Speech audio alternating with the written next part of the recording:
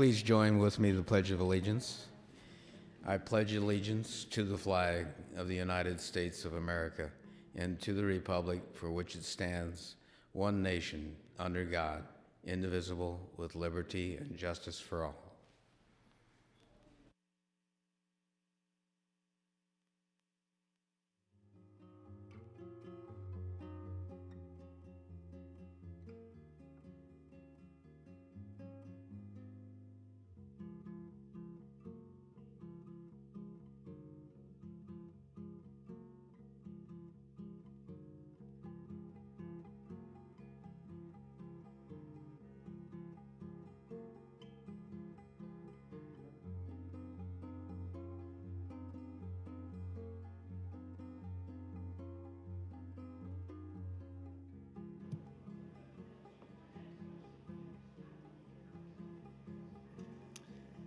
Good morning, ladies and gentlemen. Welcome to George W. Norris Legislative Chamber for the 69th day of the 106th Legislature First Session.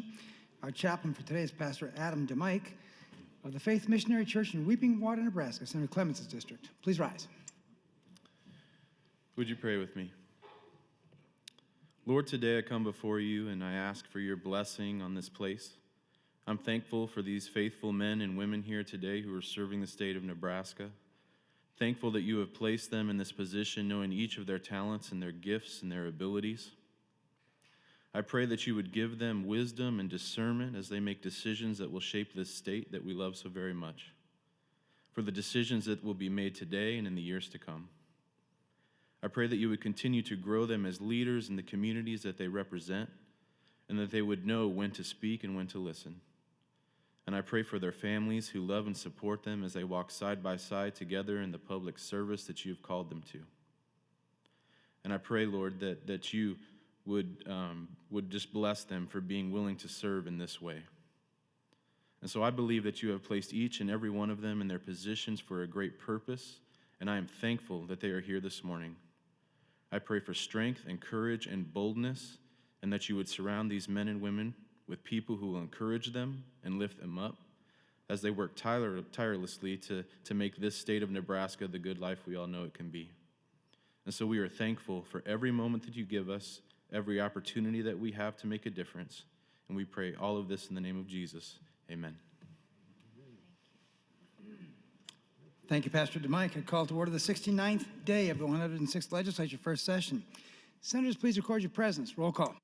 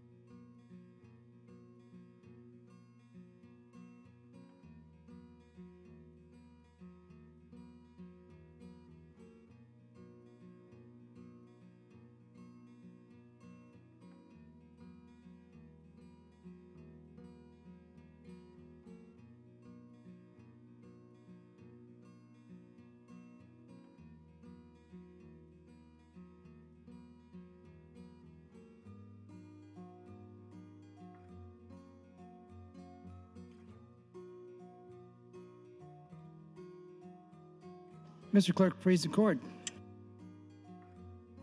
There is a quorum present, Mr. President. Thank you, Mr. Clerk. Are there any corrections for the journal? No corrections. Thank you, Mr. Clerk. Members, please come to order. Are there any messages, reports, or announcements? Not at this time, Mr. President. Thank you, Mr. Clerk. While the legislature is in session and capable of transacting business, I propose to sign and do hereby sign the following two legislative resolutions, number LR 90 and number LR 91. Senator Geis has a guest visiting today. We have with us Emery Erickson, who is job shadowing Senator Geis. Emery is with the Lincoln Christian School here in Lincoln, Nebraska, with us under the South Balcony. Emery, please rise. We can welcome you to the Nebraska Legislature.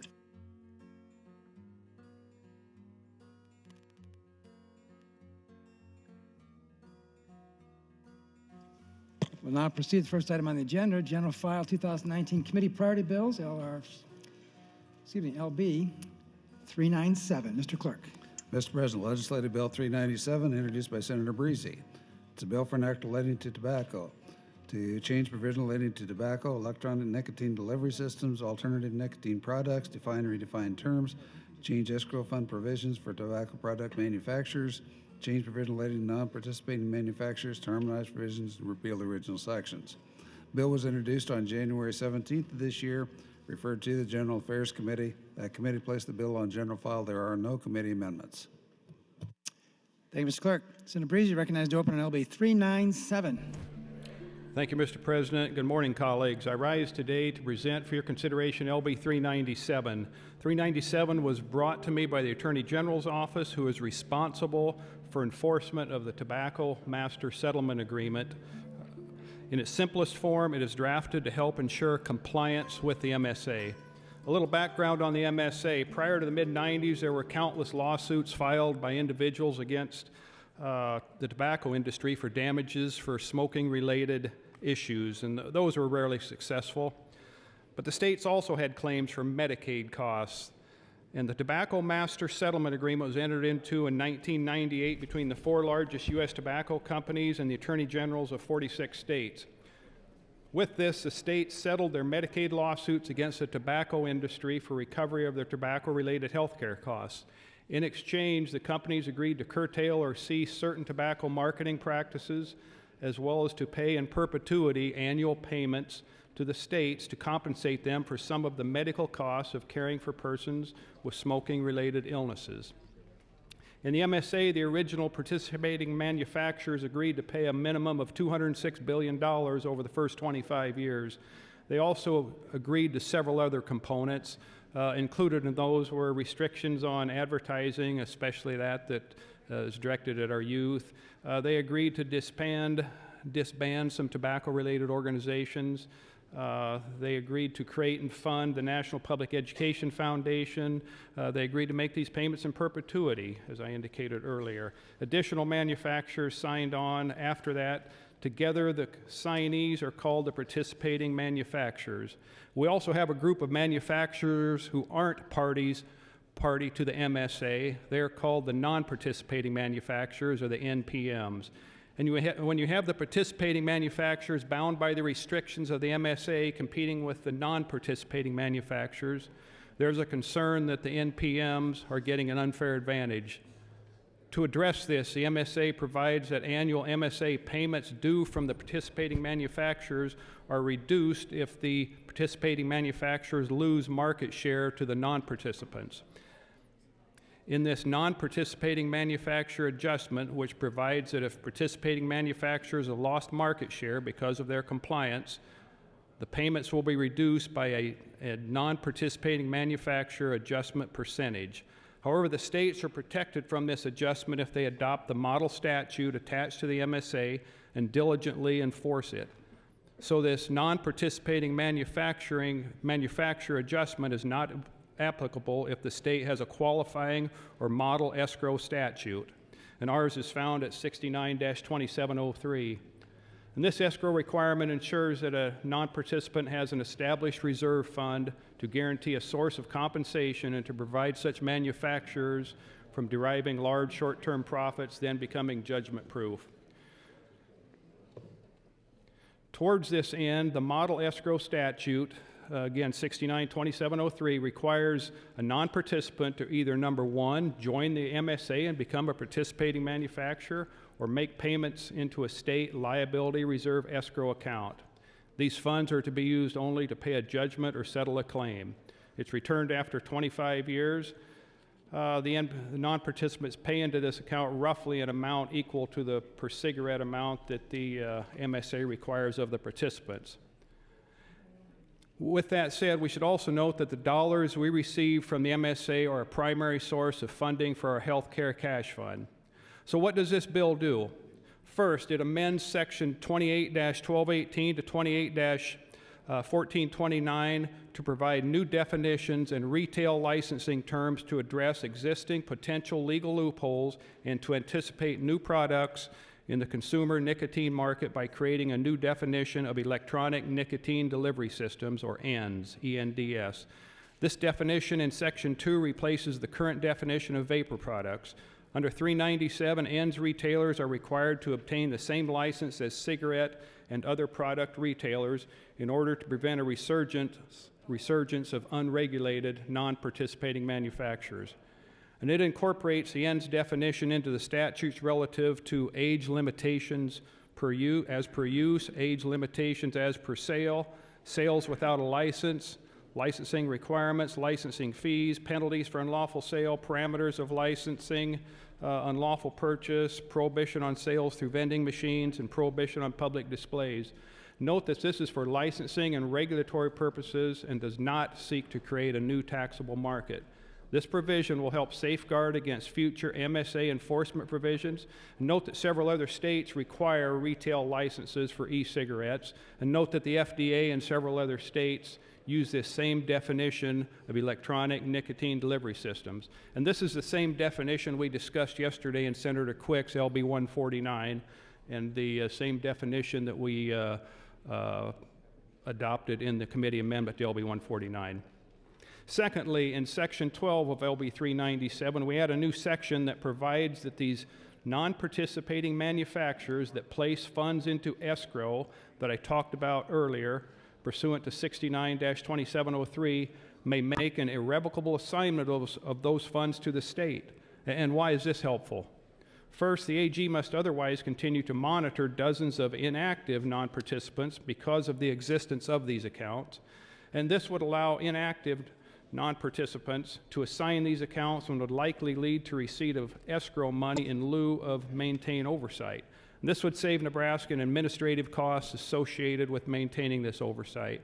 And several other states have done this, and it's my understanding that many NPMs in those states have assigned this to the states. Third, Section 16 puts in statute an updated bonding requirement that is necessary to avoid losing master settlement agreement dollars. As I mentioned earlier, NPMs or non-participants have a significant cost and marketing advantage over participating manufacturers because those non-participants not subject to the same MSA payment and marketing restrictions. As per 69-270701, all non-participants must post a bond. And there's something, a side agreement to the master settlement agreement called the Non-Participating Manufacturers Adjustment Settlement Agreement. And it's designed to offset the costs and marketing advantages the non-participants have.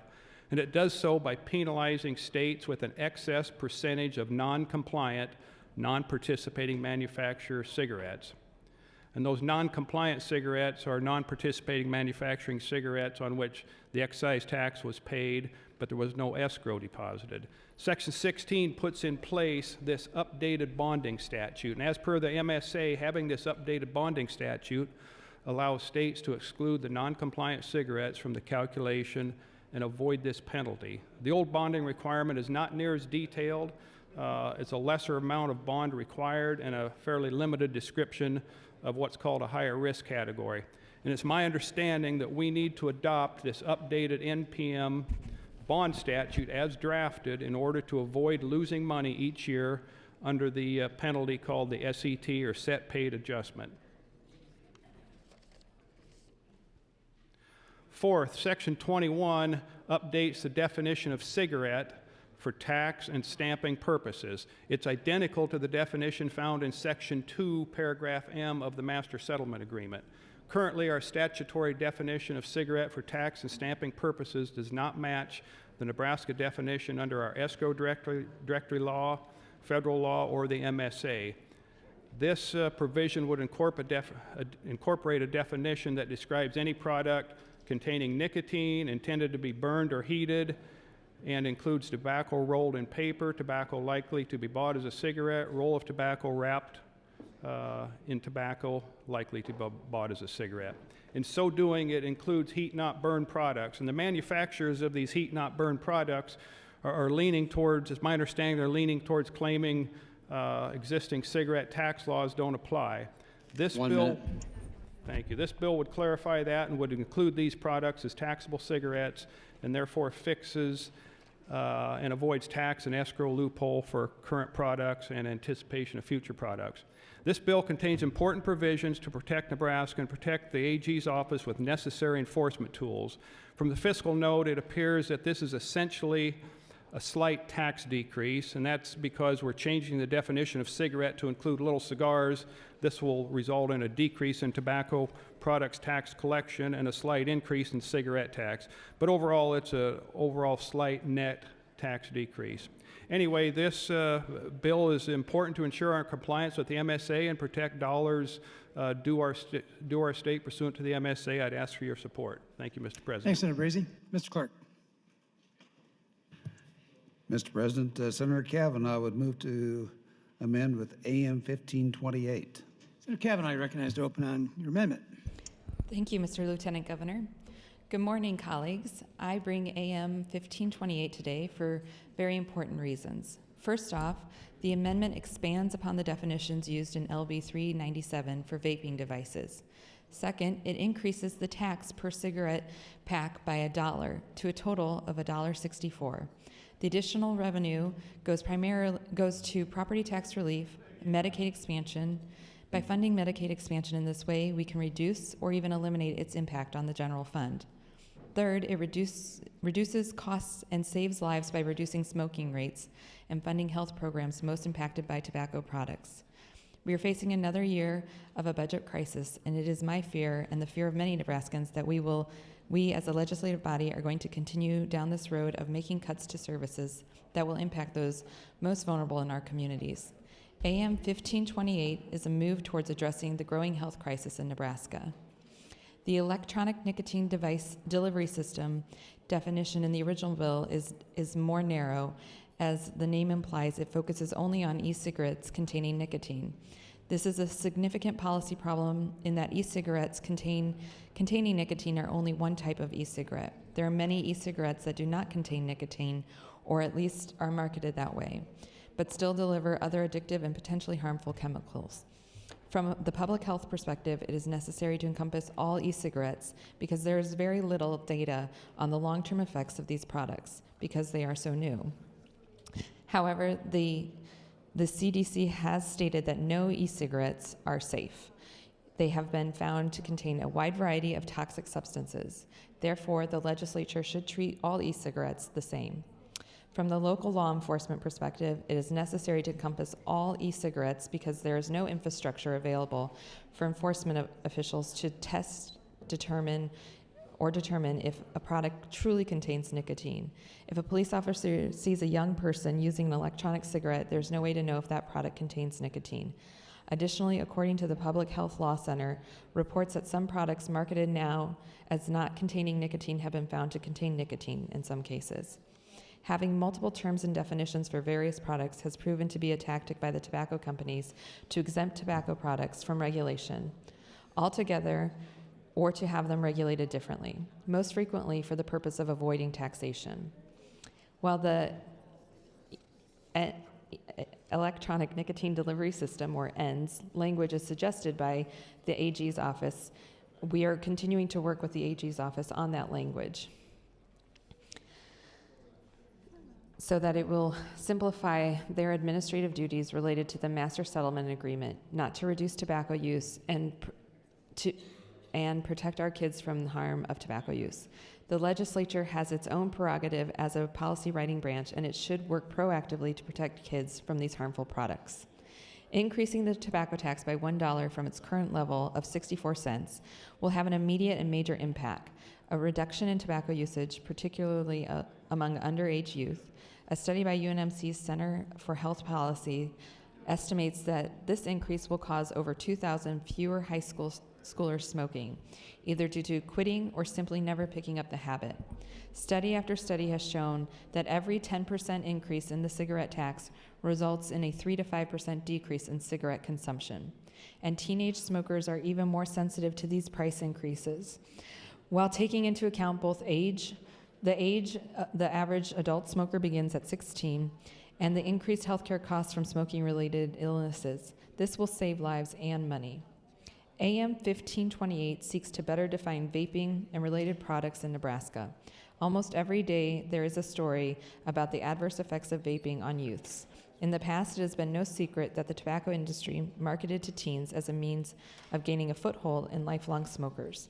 As smoking has become more restricted, the predatory practice of marketing to youths has not gone away. It has simply shifted.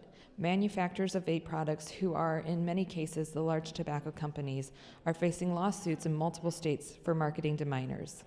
According to information in one class action suit, one vape pod delivers as much nicotine as an entire pack of cigarettes. The Center for Disease Control published a study 2 weeks ago showing that the number of high schoolers vaping nearly doubled from 2017 to 18 alone, in a rate of 1 to 5. The data additionally shows that teens who vape are 3 times more likely as other youth to begin smoking cigarettes. It's been asserted that nicotine is harmless. This is false. Research from the National Institute of Health shows that nicotine negatively impacts the areas of the brain responsible for memory, learning, and brain plasticity. It's also been shown to be a major contributor to type 2 diabetes and has links to various forms of lung cancer, gastrointestinal cancers.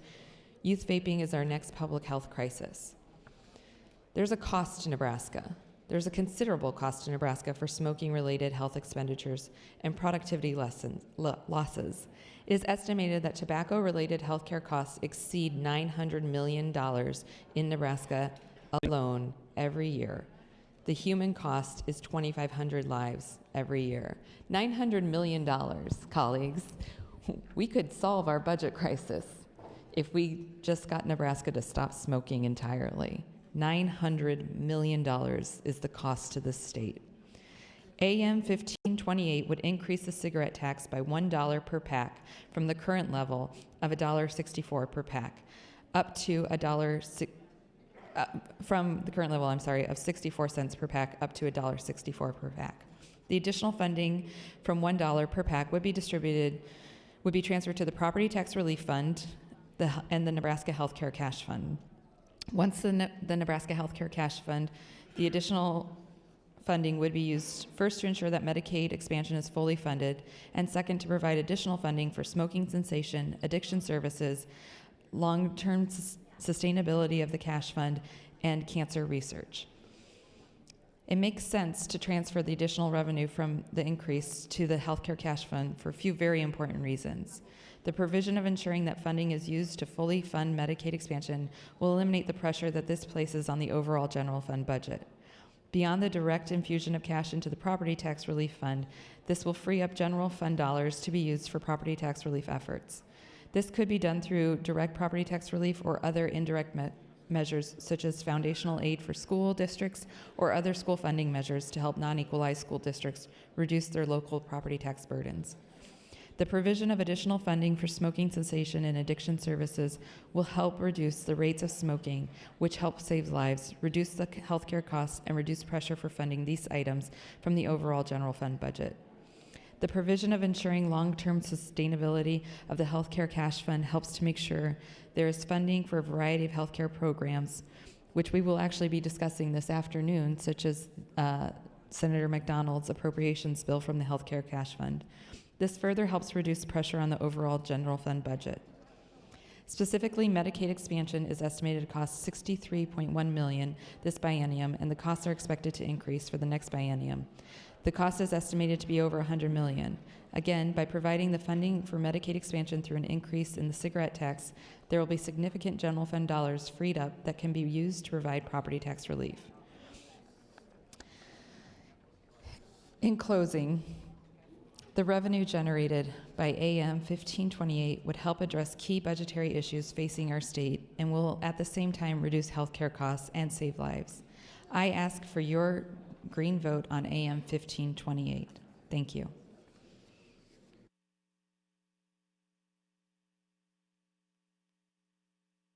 Thank you, Senator Kavanaugh. Debate is now open on LB 397 and the pending amendments. Senator Chambers. Thank you, Mr. President, members of the legislature. This has been an interesting case study for me. This bill is not exciting, but it deals with some extremely important issues. But if you are trying to either capture, quarry, or kill it, you need to study it when it is unaware that it is being studied. So on bills such as this, which are of great import, I study what the overall mood is in this chamber, and I see a total lack of concern or interest, which is what often happens on this floor. But we're getting down to the part of the session now where there are going to be sparks, to say the least, fireworks, to say a little bit more, explosions, to say the most. All that Senator Linehan, eternal optimist, as I've told her, a hopeless dreamer, as I've told her, was to throw a bomb into the chamber. I read in the paper what they put into that bill. Two of the members couldn't vote at all. They didn't vote for or against it. Everything that was put in it that I read about drew enemies, opposition, nothing consolidated. That kind of chaos is what I thrive in. And I'm going to give you all an idea of where I'm going. I'm going to fight that increase in the sales tax by myself, long enough to take us to cloture. Then I'm going to fight that very cruel, thoughtless, short-sighted view of taking away the exemption for veterinary services for pet animals. This is not being presented by me from the position of an animal lover, but rather the people who have these pets. There are older people, there are people who are disabled, there are people who need mental support, and these animals provide what human beings do not. So I think there was a total lack of understanding, and maybe what the committee had to do was to pick those items that they thought had not much of a constituency, and they would cut them. Well, these two items that I mentioned have an advocate in me, and I think I've shown what I can do. But since we're in the latter parts of the session, you probably think at my advanced age, I've used up my energy, and now I'm tired. If you know anything about exercising, if you don't exercise and you start exerting yourself, you get tired. If you have an exercise regimen, you need to exercise to really hit your stride and feel that surge of energy, that strength that exercising produces, and rather than it wearing you out, it energizes you. After the appropriate type of exercising, you feel more alive, more energetic than you did before you started. So I've been kind of shadow boxing, doing a little road work. Now we get into the ring, and I'm going to confide in you all. Let me use a different word. I'm going to warn you all, just as the referee does when two pugilists come together within the squared circle. In other words, two prize fighters or professional fighters. Protect yourself at all times. I am not going to be reasoned with. I'm not going to be negotiated with. I don't care if we don't pass that bill that the committee put out. And this is one time you're going to see the governor and I walking a similar path.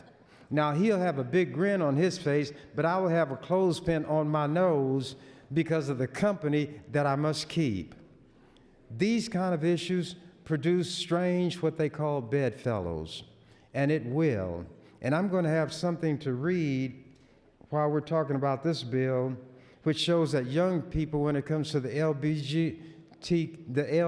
LGBTQ community, provide more leadership than adults.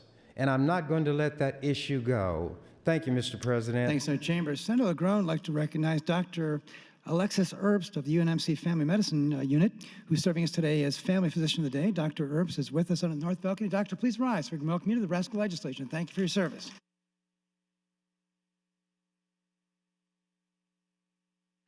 And Senator Groney and Senator Ben Hansen announced some guests today. We have with us relatives of both. It's Senator Groney's brother and sister, Rich Groney and Claudia Steuben of Omaha, who also happen to be Senator Hansen's aunt and uncle. So we welcome Rich Groney and Claudia Steuben of Omaha onto the South Balcony. If they could please rise, I'd like to welcome you both to the Nebraska Legislature.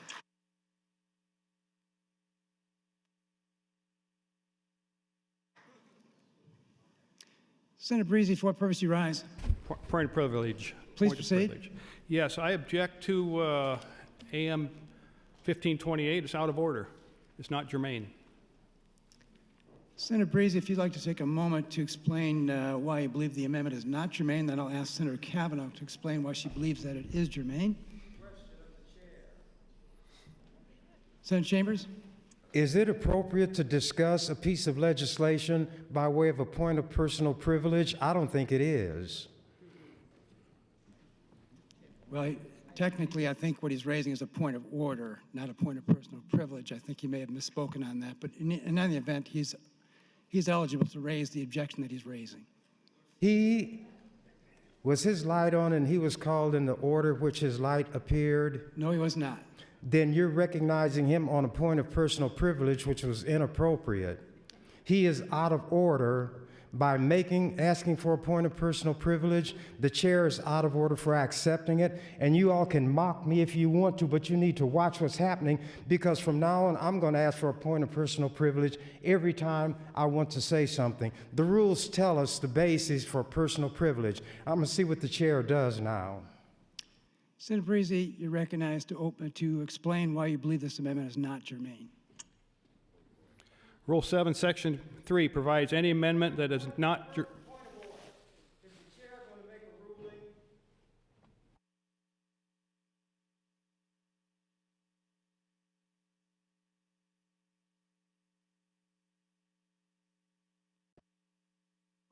Senator Breezy. Senator Breezy, you've been recognized. You're wrong, Breezy. Thank you, Mr. President. His bill is dead. Any amendment that is not germane is out of order. Germane amendments relate only to details of the specific subject of the bill and must be in a natural and logical sequence to the subject matter of the original proposal. The rule further provides that a non-germane amendment includes one that relates to a substantially different subject. LB 397 was referred to the General Affairs Committee. So what does 397 do? It defines ENDS, or Electronic Nicotine Delivery System, for regulation and licensing pursuant to 2814-18 to 2814-29. It provides for master settlement agreement, non-participating manufacturers' escrow assignments to the state. It updates a bonding requirement for non-participating manufacturers to ensure compliance with the master settlement agreement. And it updates the definition of cigarettes to be consistent with the MSA. So what does AM 1528 do? Now, granted, there's at least one change in AM 1528 that could be considered germane. It replaces the ends language with something else. And I'd consider that germane. But after that, it gets problematic. For example, in Section 14, it expands eligibility for Medicaid to the children of families with up to 200% of poverty instead of the current 200%. Any way you slice it, that's completely unrelated to LB 397. In Section 23, it directs the increase in a cigarette tax to 36% going to the property tax credit fund, 35% to Medicaid expansion, 15% to the medical center, 5% to tobacco prevention, and so forth. We're talking about a, quote, substantially different subject here. It's not germane. Section 25 raises the cigarette tax by $1. That's a provision more appropriately heard in revenue. It's a revenue provision. In fact, it was heard in revenue and it is still sitting in revenue. It's not appropriate to amend it onto a general affairs bill dealing with definitional language. Section 25 directs $60 million to the health care cash fund. And what's that have to do with LB 397? That relates to a substantially different subject and is not germane.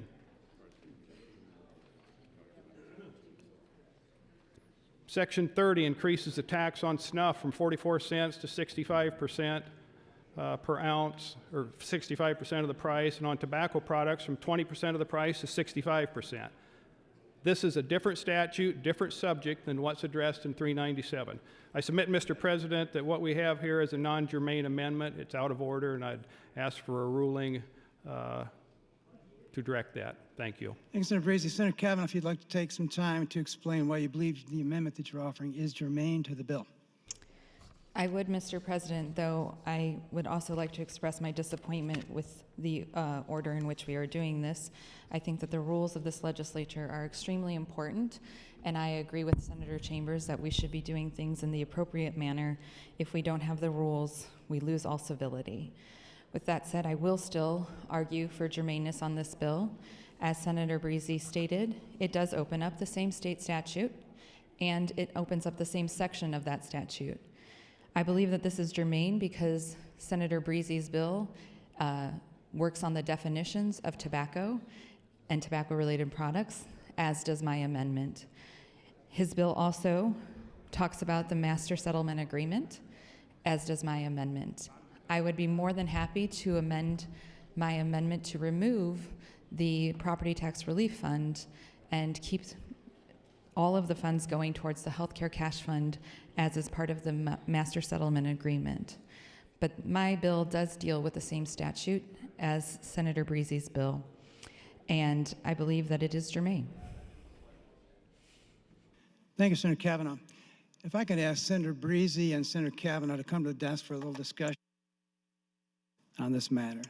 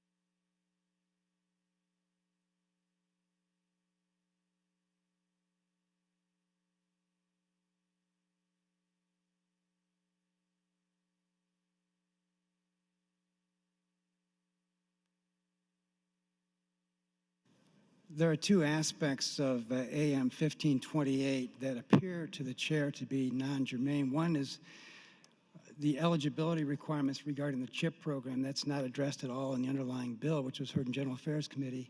And then there's this question of the raising of the cigarette tax, which again was not addressed in the underlying bill. So those are two issues that both raise the germaneness matter. and it's the ruling of the chair that the AM 1528 is not germane. Senator Kavanaugh. I'd like to move to overrule the chair. There's been a move to overrule the chair. Pursuant to the rules, every member can speak one time. You may not yield time to another member. Senator Kavanaugh, I'll let you open and close on your motion to overrule the chair. Senator Kavanaugh, you're recognized. Thank you, Mr. President. I am moving to overrule the chair because I do believe that my amendment is germane to Senator Breezy's underlying bill. I am happy to bring an amendment to my bill to strike the part that increases eligibility for CHIP, but I do still believe that my underlying amendment, including the tax increase, is germane to this bill. It opens up the same statute and the same section of statute of the tobacco bill. And so with that, I will leave it to my colleagues. Thank you, Senator Kavanaugh. Members, there's quite a few of you who are in the queue, presumably to address the bill, but I will recognize you in order. You can either speak to the bill, you can speak to the germaneous question, your call. Anyway, Senator Moorfield, you're first in the queue. Thank you, Mr. President. Colleagues, I rose to support the amendment, and I'll have to consider where I'm at the motion to overrule the chair, and I'll listen to debate carefully on that issue. But I did want to talk about Medicaid expansion a little bit, which is a surprise probably to no one in this body. Whether or not we pay for Medicaid expansion with Senator Kavanaugh's mechanism and proposal or some other way, we're going to pay for it one way or another. And with the governor's most recent proposal with the Department of Health and Human Services, they would like you to pay a lot more than what we actually need to with their unnecessary requirements that are, quite frankly, intentionally meant to keep certain people off the rolls while still accomplishing actually spending way more in government and taxpayer funding to achieve Medicaid expansion, which makes absolutely no sense. It seems as though this administration is only interested in making investments in the Department of Health and Human Services when it makes things more complicated, more cumbersome, and kicks people off services that they are statutorily entitled to. Never before have I seen someone so skilled as our Medicaid director at saying so much but saying so little at the same time, through constructs and swimming lanes and all kinds of other nonsense that nobody can fully understand. But one thing is always clear at the end of it: we're more confused than when we came in. It's because that's what they want us to be. They want us to be confused. They want us not to understand what they're doing. They want us to give $17 million more in administrative fees and not tell us exactly what it's for. It's for unnecessary provisions that they are putting into place through administrative fiat that we have no control over, and yet they want us to pay tens and millions of dollars more in and cover less Nebraskans. It makes no sense. And they do it under the guise that they're trying to create life supports and help out Nebraskans, when this has been proven in many other states to simply deny coverage to eligible Nebraskans who would otherwise be eligible, who would otherwise receive incredibly important benefits that makes Nebraska more competitive in the workforce, makes Nebraskans more healthy, saves Nebraska, counties, local governments, and the state more money. These work requirements, which are completely unnecessary, not authorized by the legislature, will cost us tens of millions of more dollars. It will cover less people. In Alaska, they estimated that it was going to cost them $78.8 million to be able to implement, track, and monitor work requirements over the course of 6 years. In Louisiana, $4 million a year alone. In Michigan, $15 to $30 million a year. All of these requirements not required by statute, not required by the law that was passed by the people, and not authorized by the legislature. And yet we remain silent on it. We remain silent on it. We'll probably continue to remain silent on it. I won't anyway, but many of you will, despite all the pontificating that we had on the floor about following the will of the people, respecting the will of the people when it came to the death penalty. But when it makes it so that Nebraskans can be alive and thrive and make sure that our economy is open and successful, Silence. Silence when it comes to the will of the people to ensure that Nebraskans have the basic supports to be able to take care of them and their families. This 1115 waiver is so vindictive in the sense that they are going to achieve it not just with the Medicaid expansion eligible population, but they're going to put the current Medicaid population at risk of losing their current benefits just so they can spend tens of millions of more dollars in our taxpayer dollars, the ones that they said they cared so much about in opposing Medicaid expansion, to make it so that less people can be on it, less Nebraskans can get care, less Nebraskans can go to work and make our economy thrive. This is the administration that we are dealing with, and anybody who gets up here and says that it's to make it so that Nebraskans have more supports is either lying to themselves or lying to the Nebraskans. Thank you, Mr. President. Thanks, Senator Marfeld. Senator Breezy. Thank you, Mr. President. I maintain that AM 1528 is not germane for the reasons I indicated earlier, and simply the fact there are some germane components to that doesn't make the amendment germane. The rule could be so easily circumvented if we would allow that to happen. If we have blatantly non-germane amendments or non-germane components to any amendment contained within, the entire amendment should be ruled not to be germane. I'll stand by what I said earlier. Several components in there, 4 or 5 components, in my view, are not germane, hence the entire amendment is not germane. Thank you. Thanks, Senator Breezy. Senator Kavanaugh. Oh, thank you. I guess I didn't realize I was in the queue again. Am I able to yield time? No, I'm sorry, you can't. Okay. Well, then I will continue where Senator Morfeld left off. The importance of Medicaid expansion, and we have an opportunity here today to provide fully funded Medicaid expansion to the people of Nebraska while also reducing healthcare costs in Nebraska by over $900 million. This is a significant thing that we as the body can do, and I believe that my bill is germane to the tax bill, the tobacco bill, because it opens up the same statute, which is extremely important, and not just the same statute, but the same section of statute.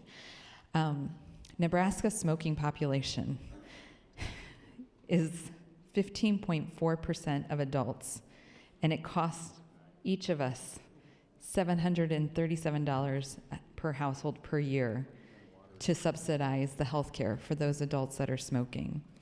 This impacts everyone in this room's pocketbook, whether you're a smoker or not. It impacts you. This impacts farmers, this impacts school children, this impacts business people. This is an opportunity for us to do a tax that will do something proactive for our health care in this state and proactive for our budget in this state. And I think it's worth having the conversation, even if it's not germane. I think it's more than worth it to have the conversation about the lives we could save with this legislation and what we could do to bring our state forward in healthcare and in a healthy budget. Thank you. Thanks, Senator Kavanaugh. Senator Chambers. Mr. President, members of the legislature, you all may not respect your white folks' rules, but I do, because they would bind me. I want to read you all something on point of personal privilege. Look at page 12 of your book, and some of you have come to me about points of personal privilege, and I've told you the order in which they are taken. Section 11 of Rule 2, personal privilege. Personal privilege shall be first, those affecting the rights, dignity, and integrity of the legislature collectively, and second, the rights, reputation, and conduct of members individually. They shall have precedence over all other questions except motions to adjourn. Personal privilege shall not be used to permit any discussion or debate pertaining to any measure pending before the legislature. All questions of privilege shall be channeled through the presiding officer, who shall determine their order of consideration. A person should not be recognized on a point of personal privilege to discuss something before the body. Now, you've got somebody in the chair who has already in the past made rulings to favor the Republican Party and the governor. He has done it. And you all roll over and swallow, spit, and take it, but I won't. I'm going to do what I can to kill this bill. And if I can't kill the bill, I'm going to kill some time because I said what I'm going to do. The bill takes secondary importance now. And I'm going to take time. And the speaker has told us we'll stay till 9:30, and we can stay until 11:59, and that's fine with me. How long can you all last? How long before you will wear down? I don't even care about this discussion on this particular bill because I know what I'm going to do on the bill. And you can't stop me, and that man in the chair can't stop me because I'm going to do it by the rules, the white people's rules, which they don't have to follow. And if my buddy says something that's inappropriate, my white buddy in the chair is going to make it all right. And you all are going to go along with it, but I'm not. And if he rules me out of order and the rule book says I'm in order, I'm not going to sit down. And he can call the troopers if he wants to. He can call the redcoats if he wants to. And I want to serve notice to them. If I'm within the rules, I will fight for my right to be on this floor and do what I'm allowed to do under the rules. And I won't let him or them stop me. Now, they got guns. They might have tasers. So physically, they can stop me. But that's what it's going to take. You all have lost control this morning because you got a man sitting up there who is the flunky of the governor and doing the governor's will, and he has done it before. He ruled one time when we were discussing rules that all the votes for chairpersons must be on the board. He ruled that. That was his rule. That's what you all are dealing with. And you want to talk about order. You want to talk about rules. You want to talk about respect for the law and that black people don't respect the law. You know why white people can get away with it? Because they are the law, and the law is what they say at the moment. I asked him, could I stand up and say I have a point of personal privilege on anything that comes before us? He doesn't have to read your rules. 1 minute. He's the rule maker, and he's the rule breaker.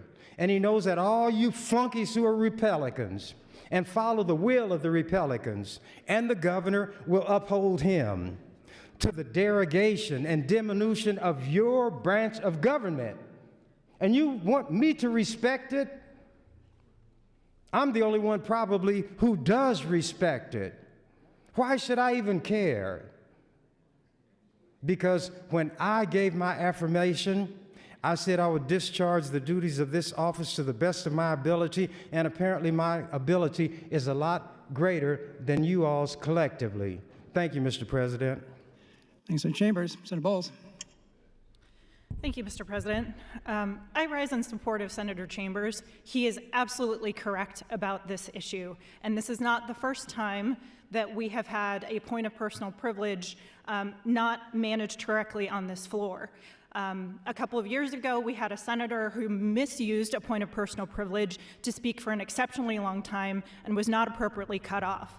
And I brought a rule change this year. I brought a rule change this year to try to put parameters around points of personal privilege to ensure that they were appropriately utilized on this floor. That rule did not move forward, and I had a face-to-face conversation with the speaker in his office about how important that was, about how important the presiding officer was in managing the floor debate and in making sure that points of personal privilege were appropriately used. If you don't understand the rules, you don't get a pass. If you don't understand the rules, you shouldn't just get a pat on the back and allowed to slide through. If I had accidentally said I meant to overrule the chair when I meant to divide the question, would someone fix it for me? If I meant to say I'm challenging germaneness when really I wanted to bracket motion, would somebody fix it for me? I don't think that's fair. I don't think that's appropriate. And we have had questions around the appropriate uses of points of personal privilege on this floor. We were assured that the people who were sitting in the chair understood the rules and would manage them fairly. Senator Breese clearly said that he wanted a point of personal privilege. He needed to make a different motion if what he wanted was a point of order. Rules matter. Rules matter not just because that's how democracy works, and rules matter not just because we all need our fair say. Rules matter because they protect the dignity and civility of debate on this floor, which has been lacking in this session. So I stand in full support of Senator Chambers. I think he's absolutely correct. And when my time is up, I'd like a point of personal privilege, because apparently that's how we do it now. Apparently that's an okay thing to do now. So I'm not pleased with this ruling, and I don't think it should have been allowed to proceed. And I'd like to be recognized for a point of personal privilege, because I'm done speaking on this time, but I've got more to say. Senator Bowles, for your benefit and members' benefit, Senator Breese came to the desk and told me he was going to challenge the germaneness of the amendment, which is a point of order. And I said I would then recognize him when the previous speaker had finished. I would recognize him for his motion to challenge germaneness. When I did recognize him, he misspoke. Senator Vargas, you're recognized. Okay. I was gonna, first of all, I'm in full support of Senator Chambers in this. I'm in full support of our rules. So this is actually not inherently about Senator Chambers. This is more about our rules. And for the president, I appreciate you clarifying. I think it would have been more apt if we stopped everything at that moment and then asked Senator Breese to then bring a separate motion for clarity and transparency for the body. We are having trouble when we can't abide by the rules. I want to have certainty that when these rules are applied, no matter who the person is, that they'll be applied equitably and fairly. I'm not sure if they will be. I hope they will, but as a result of debates like this is how we can then make sure we are standing by the rules and holding them up rather than pushing past them and making an exception. So I still think there's a need to clarify, not only from the president, but for us in this debate, what just happened. I actually ran over to Senator Chambers immediately because I wanted a reference, because obviously this is a learning opportunity for all of us, right, to some extent. Maybe some of you knew what was actually happening, but in the end, you could see the language that very specifically states on what you can use points of personal privilege for. There is a component there that gives the power to the presiding president to then create the order, but it does not give them the ability to then supersede that. It would have been, obviously, to Senator Chambers' point, more apt to then bring a separate motion or to withdraw the motion of the point of personal privilege. I'll move on from this. I am concerned about this, and I would like more clarification and more transparency in the future. I wanted to make sure to say that. But in regards to germaneness, making sure we're abiding by the rules, I respect Senator Breese, but I don't see a question of germaneness, and I'm really trying to stick to this. And my hope is actually we debate the amendment instead, and that we move on, debate the amendment, and the amendment fails or it lives, so we can move forward. But if we're looking specifically at page 49, and we're looking at language for germaneness, germane amendments relate only to details of the specific subject of the bill and must be a natural and logical sequence of the subject matter of the original proposal.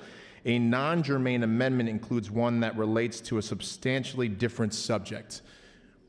What is in front of us and what will have to be proven is whether or not this is a substantially different subject. In order to uphold our rules and what they mean, I'm asking the body to then not support this germaneness question, because it is very clear if you look at the statutes that are being touched and the subject matter, it is related. Then let's get over to the actual debate on Amendment 1528, and then it can live or it can die. But if we are to uphold this germaneness, knowing it is the same subject matter and the same lines of statute, we are going down a very, very tricky path. So colleagues, I ask you to not support this germaneness and then move on so that we can debate the amendment, given that it does touch very specific, similar subject matter and similar statutes. That is the best pathway forward. Thank you very much. Thanks, Senator Vargas. Senator Slama.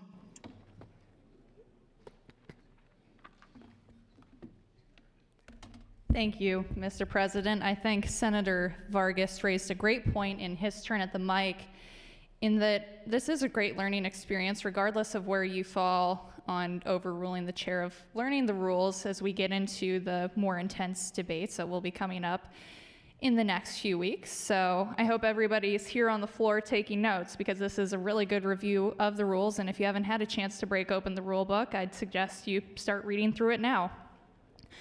But also on Senator Vargas's point, I would like to address a concern I have with the amendment. I don't believe that it's germane to LB 397, but I also have a concern.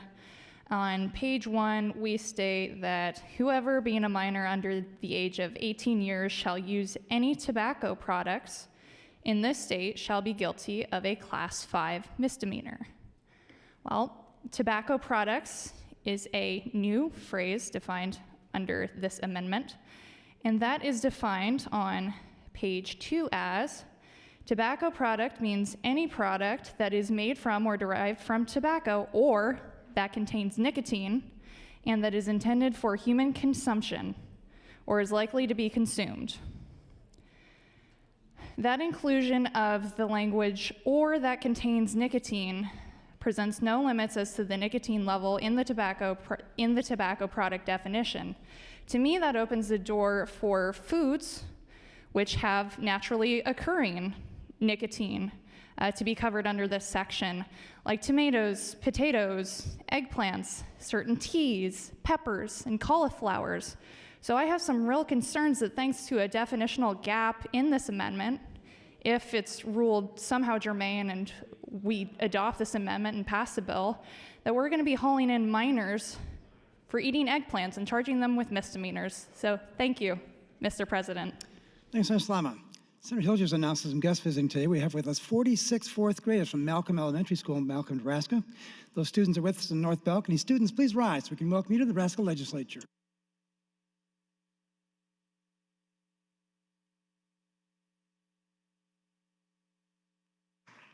Senator LeGrone. Thank you, Mr. President. I rise in opposition to the motion to overrule the chair, and there's 2 points I want to address. Number one, this question of whether Senator Breezy's point of personal privilege could be recognized as a point of order, and then second is the germaneness question.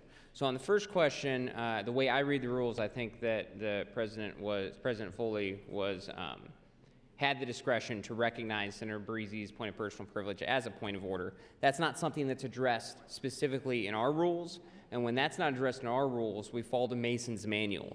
And on Mason's Manual, Chapter 24, Points of Order, Section 240, number 1, it is the duty of the presiding officer to enforce rules and orders of the body without delay and without waiting to have the presiding officer's attention called to breaches of order, which gives the presiding officer broad discretion to recognize a point of order when one is occurring. And since Senator Breezy spoke to President Foley prior to making his point of personal privilege, which was really a point of order, President Foley knew that it was a point of order, and therefore, under my reading of the rules, it fell within his discretion to recognize it as such, even though the wrong word was used. So I don't think that that was some breach, because I think it clearly falls within the discretion given to the presiding officer through Mason's Manual. Now, on the germaneness question, I think it's kind of gray here, because it does have a provision that is germane, but then the vast majority of the amendment is not.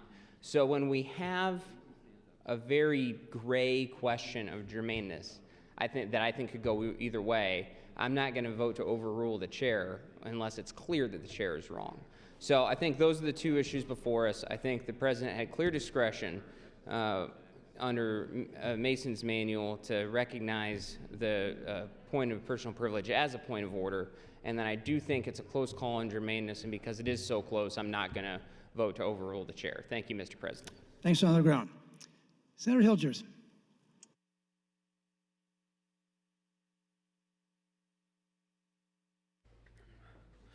Thank you, Mr. President. Good morning, colleagues. I rise really just to speak about, I think, an important procedural point which Senator Chambers has spoken about. I don't intend to weigh in at the moment on the germaneness question, but it's this question of the use of personal privilege and the point of order.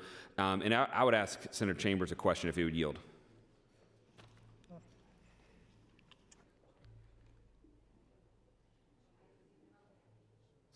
Senator Chambers, you yield to a question, please. Yes. Thank you, Senator Chambers. So just so I have your position correct, you believe someone can, it is true that someone can raise a point of order even if they're not the next speaker in the queue? Yes. Okay. Thank you, Senator Chambers. I may have one follow-up before my time is up. Thank you. So I think that's a very important point. So the first question is whether, whether or not a point of order could be raised when someone's not the next speaker in the queue. And I think that answer is clear. Now, the next question is whether or not the chair, the president, has discretion in interpreting a point of personal privilege as a point of order. Now, I think the chair, articulated by Senator LaGrone, the chair has discretion and the authority to be able to help move proceedings along, and where something, where one is intending to move in order to move the process along, you sort of look past form to substance. I don't think it's inappropriate for the chair necessarily to do that. And so I think here, as I understand it, there's two ways this could have gone. One is, I suppose, a point of personal privilege could have been, there could have been a ruling say, hey, well, that's not a point of personal privilege. Senator Breezy would have sat down. Then Senator Breezy could have immediately stood up again, been recognized. He wasn't next in the queue, could have been recognized, and the chair, and then at that point could have said, I would like to have a point of order, and at that point it would have moved forward. So the question then is whether or not it is only appropriate for the chair to have that sort of sequence move, where they have to sit down on the personal privilege, sit up again on the point of order, and then make it right, versus clarifying that this is a point of order. Even though you misspoke, it's a personal privilege. I understand from our conversations that what you're trying to do, that this is really a point of order, reflecting that in the record.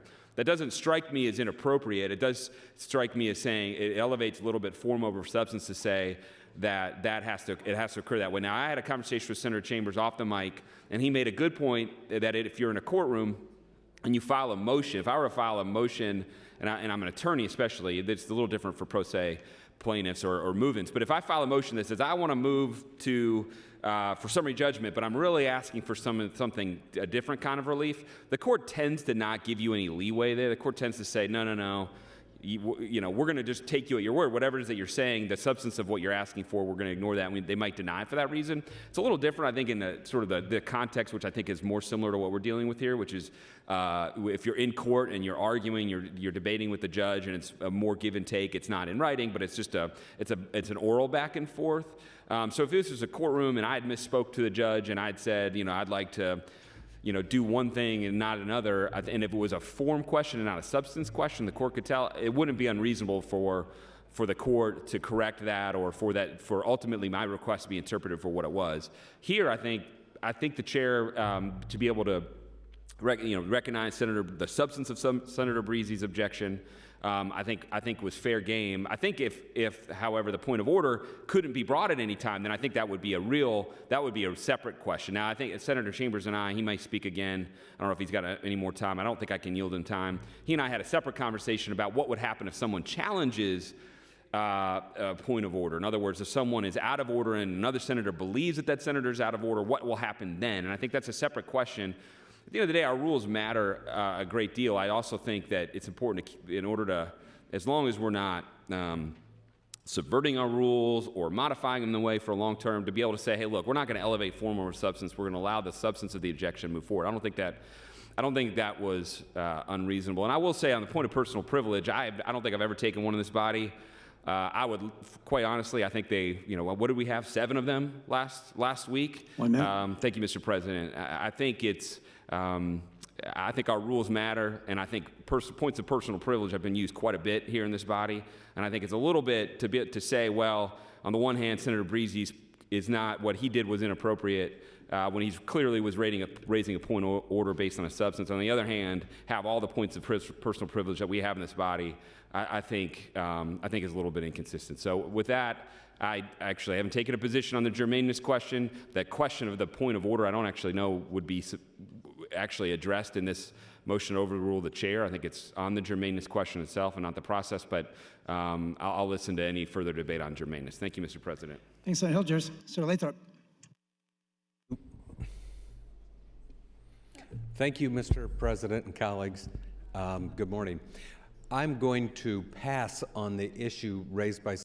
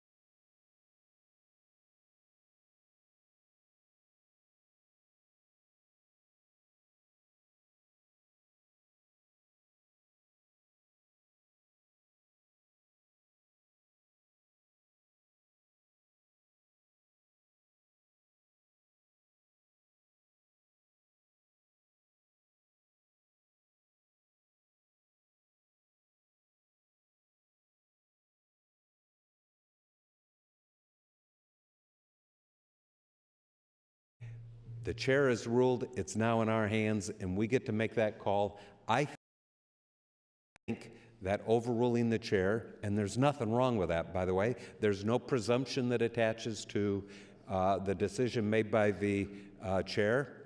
That was the presiding officer's decision, and now it's left to us.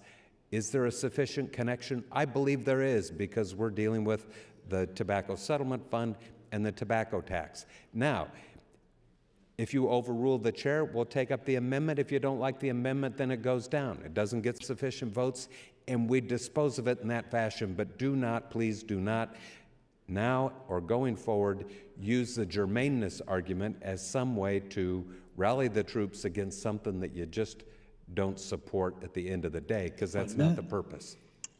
Did you say time? 1 minute. Okay. Thank you, Mr. President. That's my point. I do think that there is a sufficient nexus in my judgment, so I'll be voting to overrule the chair, and I would hope that when these things come up, it's not partisan, it's not who your friends are, and it's not used as a shortcut to take something off of the schedule for our consideration. Thank you, Mr. President. Thanks, Senator Lathrop. Senator Wishart.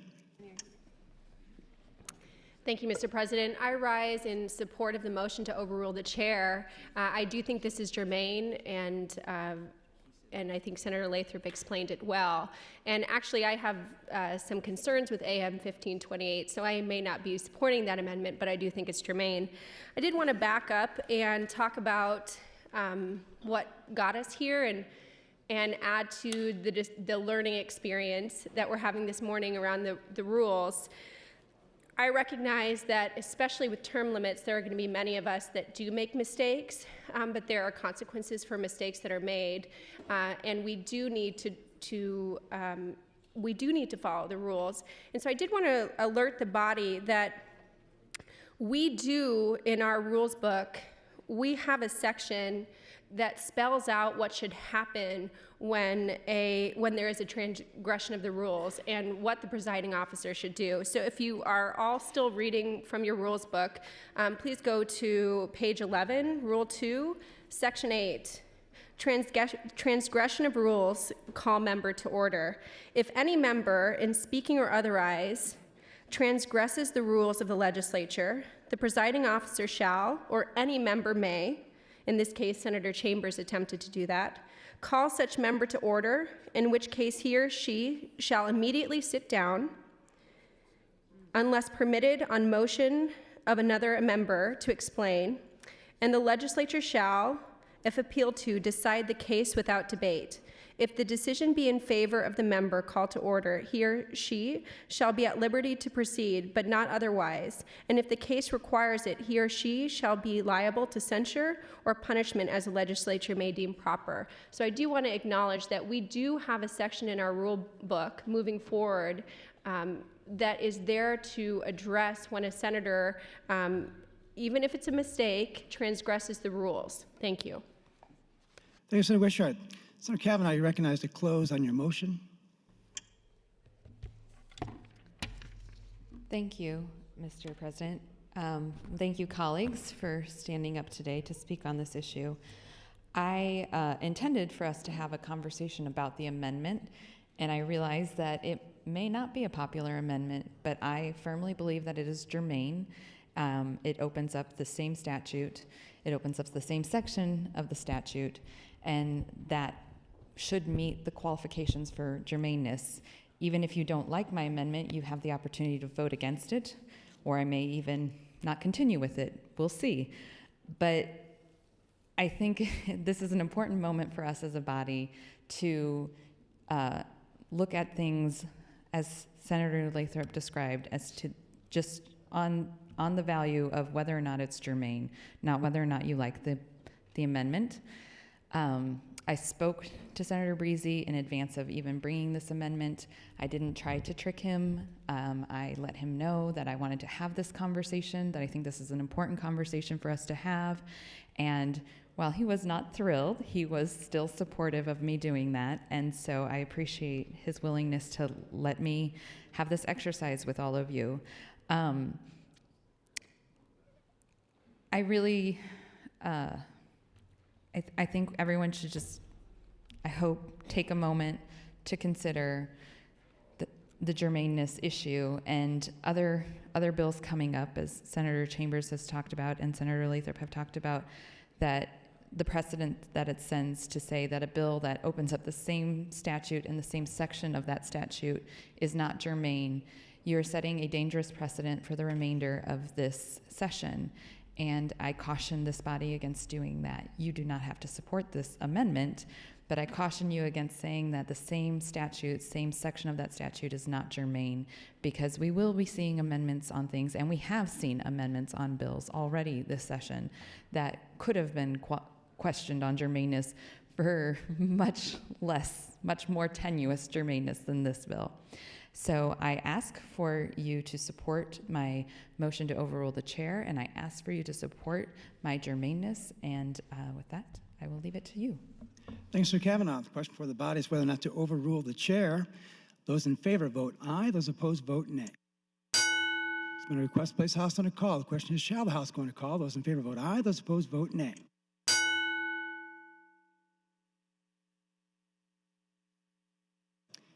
Record, please. 25 ayes, 3 nays to go under call, Mr. President. House on a call. All members, please return to your desk and check in. The House is under call.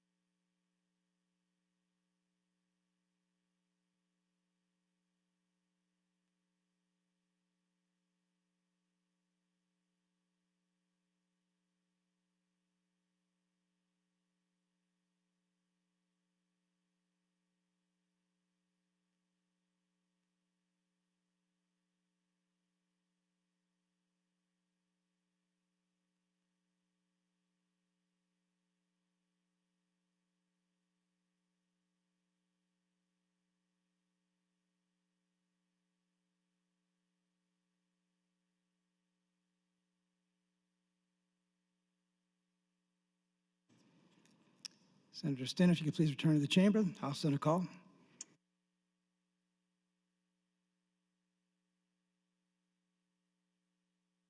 A roll call vote in reverse order has been requested.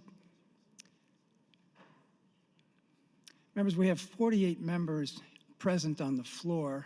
This is a motion that requires a majority of those voting, so it will require 25 votes. The question before the body is whether or not to overrule the chair. It's been a request for a roll call vote. Was that was that regular order or reverse? Reverse order. Mr. Clerk. Senator Wishart. Voting yes, Senator Williams. Voting no, Senator Wayne. Senator Walls. Voting yes, Senator Vargas. Voting yes, Senator Stinner. Voting no, Senator Slama. Voting no, Senator Scheer. Voting no, Senator Quick. Voting yes, Senator Pansing Brooks. Voting yes, Senator Merman. Voting no, Senator Moser. Voting no, Senator Morfeld. Voting yes, Senator McDonald. Voting no, Senator McAllister. Voting yes, Senator Lowe. Voting no, Senator Linehan. Voting no, Senator Lindstrom. Voting no, Senator Lathrop. Voting yes, Senator LaGrone. Not voting, Senator Colderman. Voting yes, Senator Kolowski. Voting yes, Senator Hunt. Voting yes, Senator Hughes. Voting no, Senator Howard. Voting yes, Senator Hilkeman. Voting no, Senator Hilgers. Voting no, Senator Matt Hansen.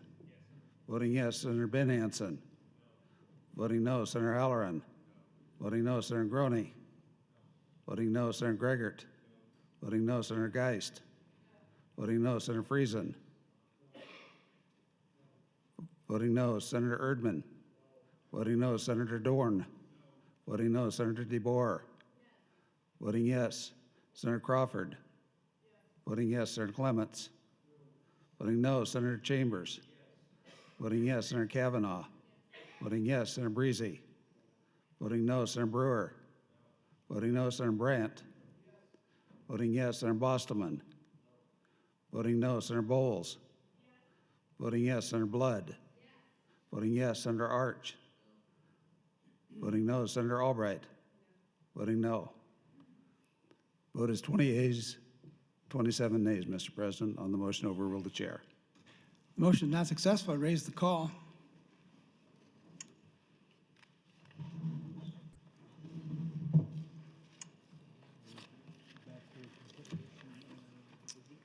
Debate is now open, and I'll be, excuse me. Mr. Clerk. Mr. President, I now have a priority motion. Senator Chambers has moved to bracket the bill until June 6th. Senator Chambers, you recognized to open your bracket motion. Thank you, Mr. President, members of the legislature.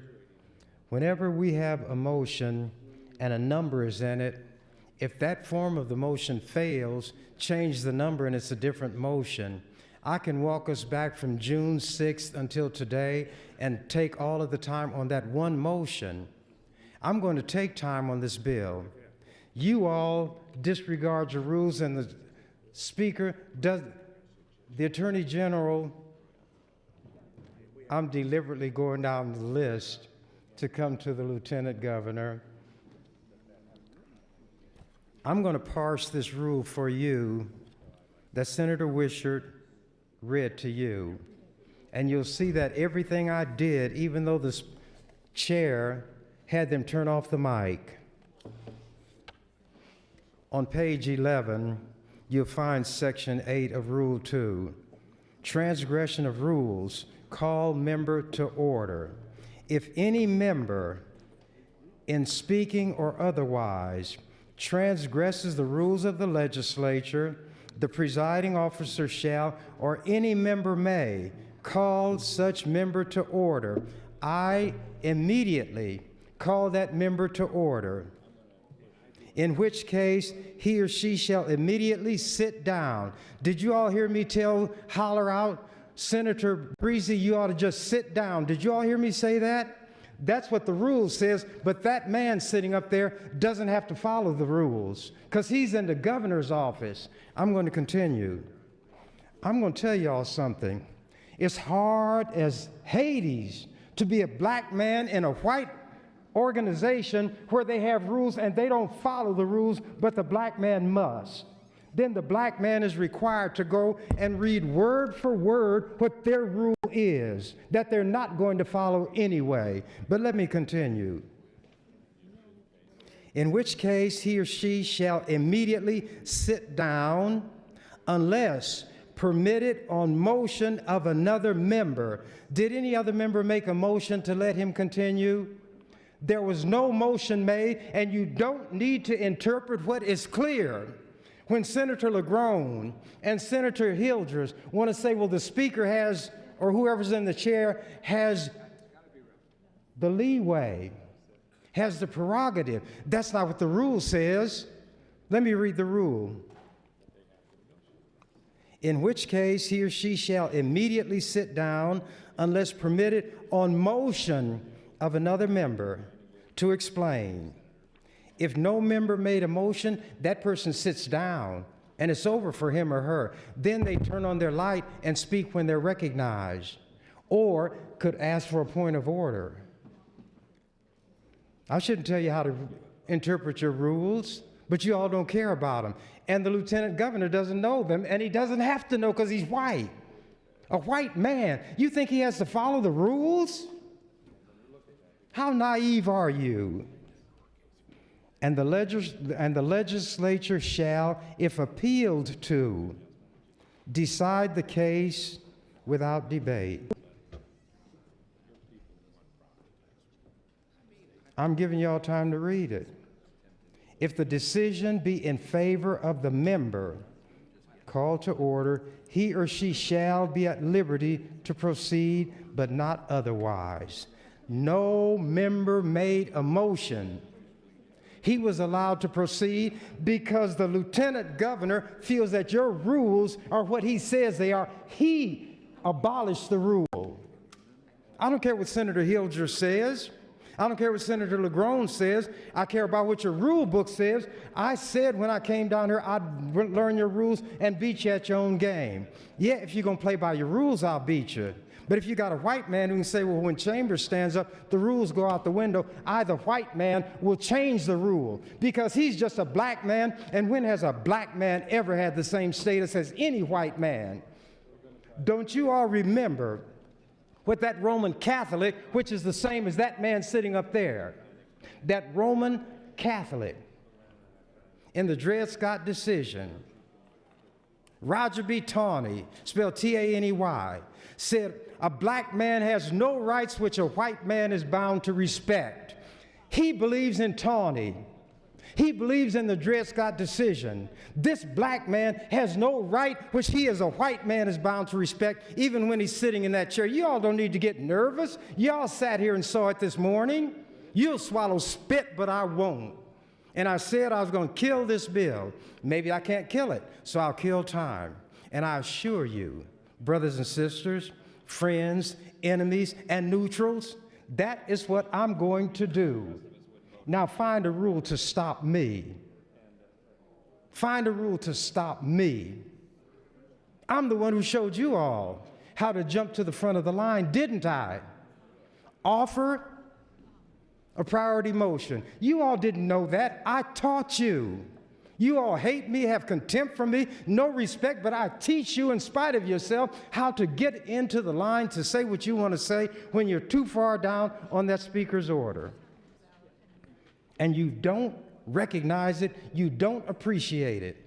Now, all I'm saying, tell me, are you going to follow these rules or not?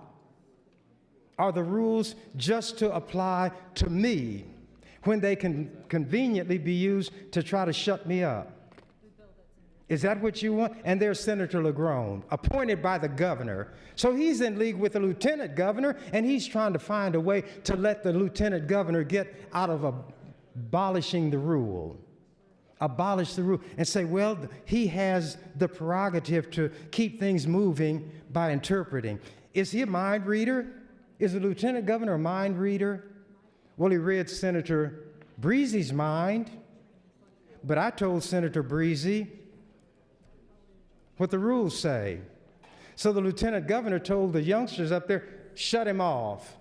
So I increased the volume of my voice, and I said what I was going to say, and that I would not be silenced even if he had them to turn off the mic. And I also told him he can order these other white men back here to come and grab me. I want him to do that. What kind of man is he? Let him use that authority now. Order them to come set me down or drag me out of here. And if they come to get me, if you don't knock me unconscious immediately, there's a price you're going to pay. Test this old man who makes these kind of statements. If you think that I'm as weak as cream, I'm like this pad of paper, I can't tear it. I can't even tear a pad of paper.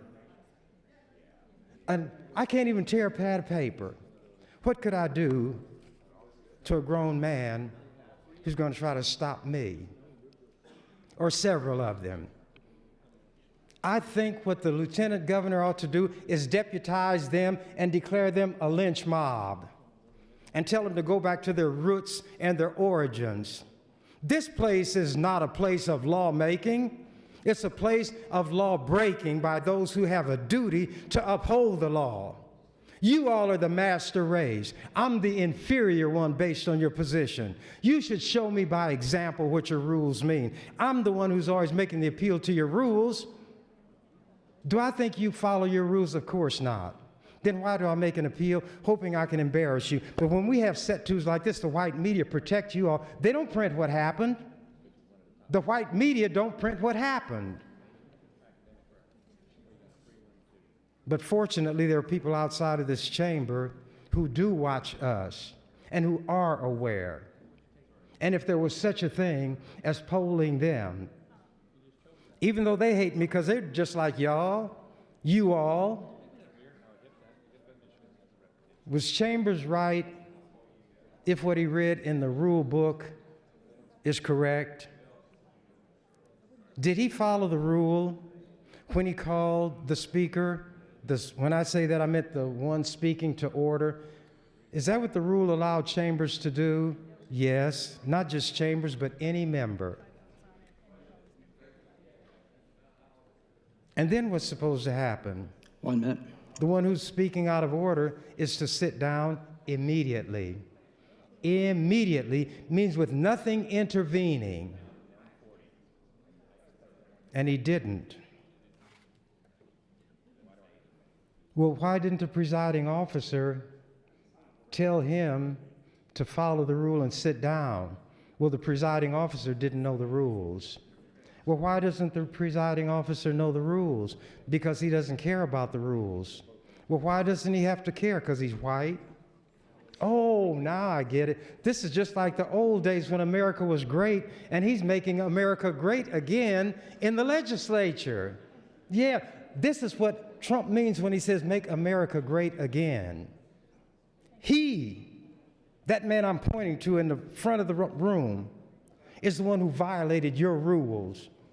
But the rule doesn't tell you what to do about him, because the Constitution ensconces him in that chair. So the Constitution placed him beyond your reach. Thank you, Mr. President. Thank you, Senator Chambers. Senator Moorfield, before we go to Senator Moorfield, Senator Howard recognized some guests today. We have with us 40 fourth graders from Beals Elementary School in Omaha, Nebraska. Those students with us in the north balcony with the Beals Elementary fourth graders. Please rise. I'd like to welcome you to the Nebraska Legislature.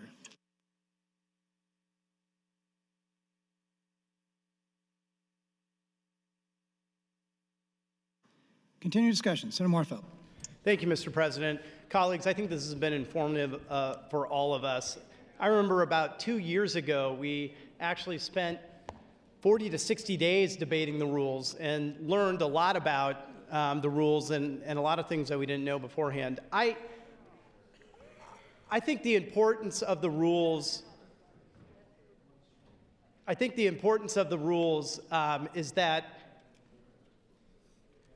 it provides transparency, and transparency breeds fairness and equity and due process for all the members in a fair way.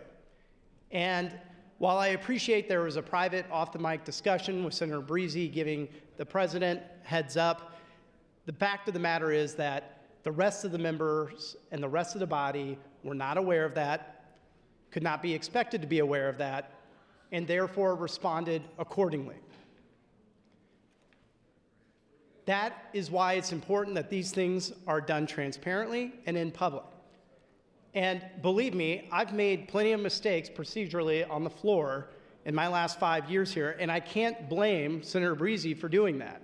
But that being said, I think it would have been more proper, Mr. President, for you to call him out of order and to start the process over again. Because otherwise, what it does is it breeds distrust in the process.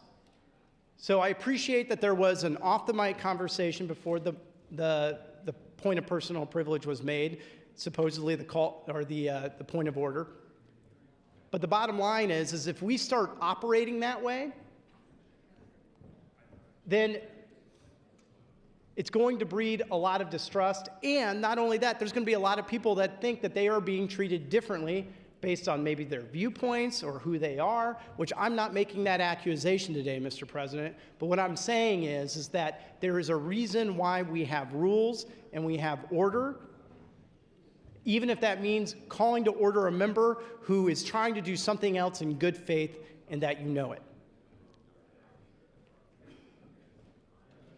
As far as I can tell, and as far as I've read with the bill and the committee statement, I'm in support of Senator Breezy's LB 397, even without Senator Kavanaugh's amendment.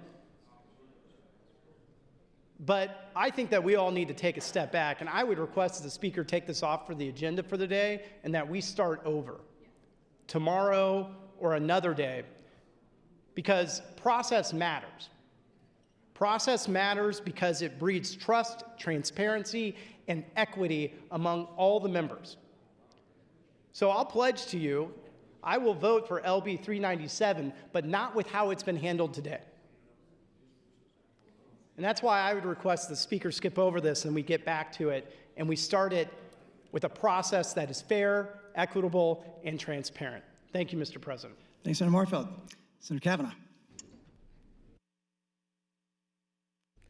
Thank you, Mr. President. I just want to also speak to the rules and that I appreciate the lesson today from Senator Chambers on rules. I think that the rules are really important to this body, more important now than they perhaps were even in the past, for the simple fact that we have term limits. And without this book to inform us of our protocol, we will come into disarray and all civility will be lost. And I don't think that any of us would wish that upon the future of this body. The rules are important, and they were put here for a reason. And If we don't abide by them, then we don't know how to trust one another truly in this endeavor to make our state the best that it can be. It's disheartening when we don't follow the rules. And I would say in life, I'm not necessarily a rule follower, but in this chamber I am. And I work very hard to be a rule follower and to follow not only rules, but protocols and etiquette. And I put a great deal of value on that. And I thank Senator Chambers for calling that to attention today. And hopefully those of us that are new to this body or newer to this body, haven't spent 40 years in this body, will take heed and take some time while we're sitting here over the next 20 days or however many days are left and look over the rules because they are very important. And I would like to yield the remainder of my time to Senator Chambers. Thanks, Senator Kavanaugh. Senator Chambers, 3 minutes, 15. Thank you, Mr. President. Thank you, Senator Kavanaugh. I would like to ask Senator Hilgers if he would yield to a question or two. Senator Hilgers, yield, please. Absolutely. Senator Hilgers, and I'm not going to go through it all, but you had indicated that maybe if you're in court and you're speaking and you misspeak, the judge may say something. Here's what I'm going to ask you. What does the term ex parte mean? What does it refer to? It refers to a communication with the court where the opposing party is not present. Now, if Senator Breezy and the Lieutenant Governor had a conversation and I, who am concerned, were not in it, could their conversation be deemed ex parte? If it was a conversation between the two of them and and you were not a part of it, I think under a definition of the term, you could consider it ex parte, sure. Thank you. And I'm not trying to make it a court proceeding. I'm trying to show that by analogy, these kind of things have happened other places, and there is a way that it's dealt with. The rules of court will not permit an ex parte communication in chambers. The judge cannot meet with one side of the case when the other is not there or is at least given the opportunity to be there. So when we have rules that are written clearly, no interpretation is needed. Senator LeGrone even said that on another occasion, that if the words are clear and what they mean is understandable, there doesn't need to be any interpretation. The courts will often say that you don't have to construe or interpret words that are clear. And because my time that was given to me is run out just about, I will stop at this point. Thank you, Mr. Speaker. President. Thanks, Senator Chambers. Senator Howard. Thank you, Mr. President. I want to talk about LB 397, but before I do that, what we just did was really terrifying. And just to be really clear why, and no one's listening, so I guess I'm just talking to my own mom who's watching right now. Thank you, Anna. And Senator Wishart, I'm so sorry. Germaneness is, my understanding, same subject matter, same section. I don't know what's germane if we're not doing same subject matter and same section. Like I literally, as a point of process, I don't know what is germane anymore if it is not same subject matter and same section. They were same section, they were same subject matter. Yes, she's directing the funds somewhere else, but it's still about the healthcare cash fund, and it's still about the tobacco tax, and it's still about tobacco. So, I mean, I guess now every amendment is subject to a germaneness question. And that's going to set a very damaging precedent. I think this is a very damaging precedent, and I apologize. I perhaps should have spoken. Often I think, oh, people are making good points, and people will just understand that there are good points being made, and I won't reiterate them. But we did something that's fairly damaging in terms of precedent, and it will open the door for other people to start putting germaneness questions on amendments, so that we have to debate germaneness, even if it's in the same section of statute and the same subject matter. That's germaneness. So I just want to make sure we all understand the gravity of what we have chosen to do this morning. And it's really unfortunate for Senator Breezy because his bill actually has merit. And I want to ask him a few questions, if he would yield, about the merit of 397 and the contents of the bill. Senator Breezy, yield, please. Yes. So, Senator Breezy, I want to, so 397 deals with the healthcare cash fund. Is that correct? Well, it deals with the MSA, which is MSA dollars are extremely important to the healthcare cash fund. I believe we derive 36 to $40 million from the master settlement agreement, dedicate those dollars to the healthcare cash fund. And so when I first heard you introduce the bill, I was concerned that the changes that you were making would reduce the amount that we're getting from the MSA. Can you tell me how 397 does not reduce the amount from the master settlement agreement that goes into the healthcare cash fund? 397 protects those MSA dollars, or it's been represented to me that it's necessary to protect those those MSA dollars, in particular the bonding statute. We need to have that updated bonding statute to help protect against losses from the set paid adjustment. That's one of the more critical pieces there. And the definitions of cigarettes and ends, that will enhance and further monitoring and compliance necessary to ensure that we comply with the MSA and ensure delivery of those dollars. Yeah. And then what are we using our healthcare cash fund dollars for? Why is this important? I'm not an expert on that. I could look it up and tell you, but I'm not a good one to ask how those dollars are dedicated. Sure. And I could take a stab at a couple areas, but I know I'd miss some and leave some out. I apologize. I should give you an annual report on it. One of the reasons why 397 is important is because it's modifying our definitions to ensure that the funds that we're getting from the master settlement agreement that go into our healthcare cash fund remain sort of where they're at. With tobacco utilization going down, we've been seeing a reduction in our master settlement agreement funds going into our healthcare cash fund. Our healthcare cash fund, we're currently using, and I'll put my light on again, we're currently eating the principal on the healthcare cash fund, and we use it for research, we use it for direct services, particularly in mental health and disabilities, which is why we want to make sure that this fund is solvent, which is why when we consider the tobacco tax, and I'll go back to the germaneness, we're already getting, I think it's 1.25 million a year from the tobacco tax goes directly into the healthcare cash fund. That was done in 2015.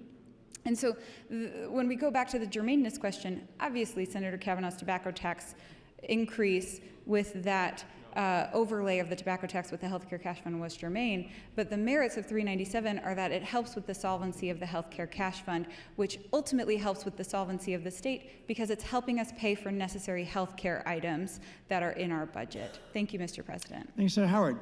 Senator Brandt announced some guests today. We have with us 25 fourth graders from the Tri-County Public Schools in DeWitt, Nebraska.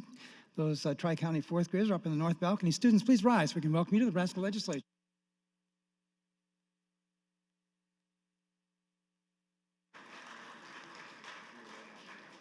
And Senator Wayne has some guests as well. We have 35 fourth graders from Florence Elementary School in Omaha, Nebraska. Again, those students are up in the north balcony. Could the Florence Elementary fourth graders please rise? We can welcome you to the Nebraska Legislature.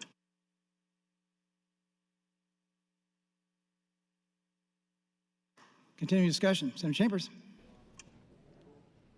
Thank you, Mr. President, members of the legislature. Since we are making a record, I want to be crystal clear on what I am getting at. And I want to use words that don't have too many syllables.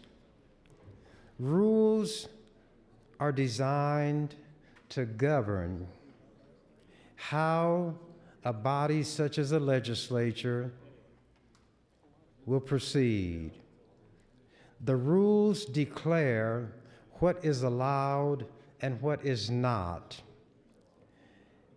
The rules will declare that some things are allowed under certain circumstances.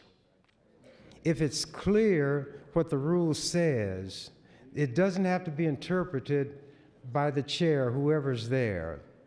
If I say in a bracket motion, I move to bracket this bill until June 6th, it's not open to interpretation by the chair. The chair may not like what I'm doing, but the chair is not free to say that motion is out of order. I'm going to tell you why Senator Kavanaugh's motion was voted down as not being germane because the ones who had the numbers are the ones who won.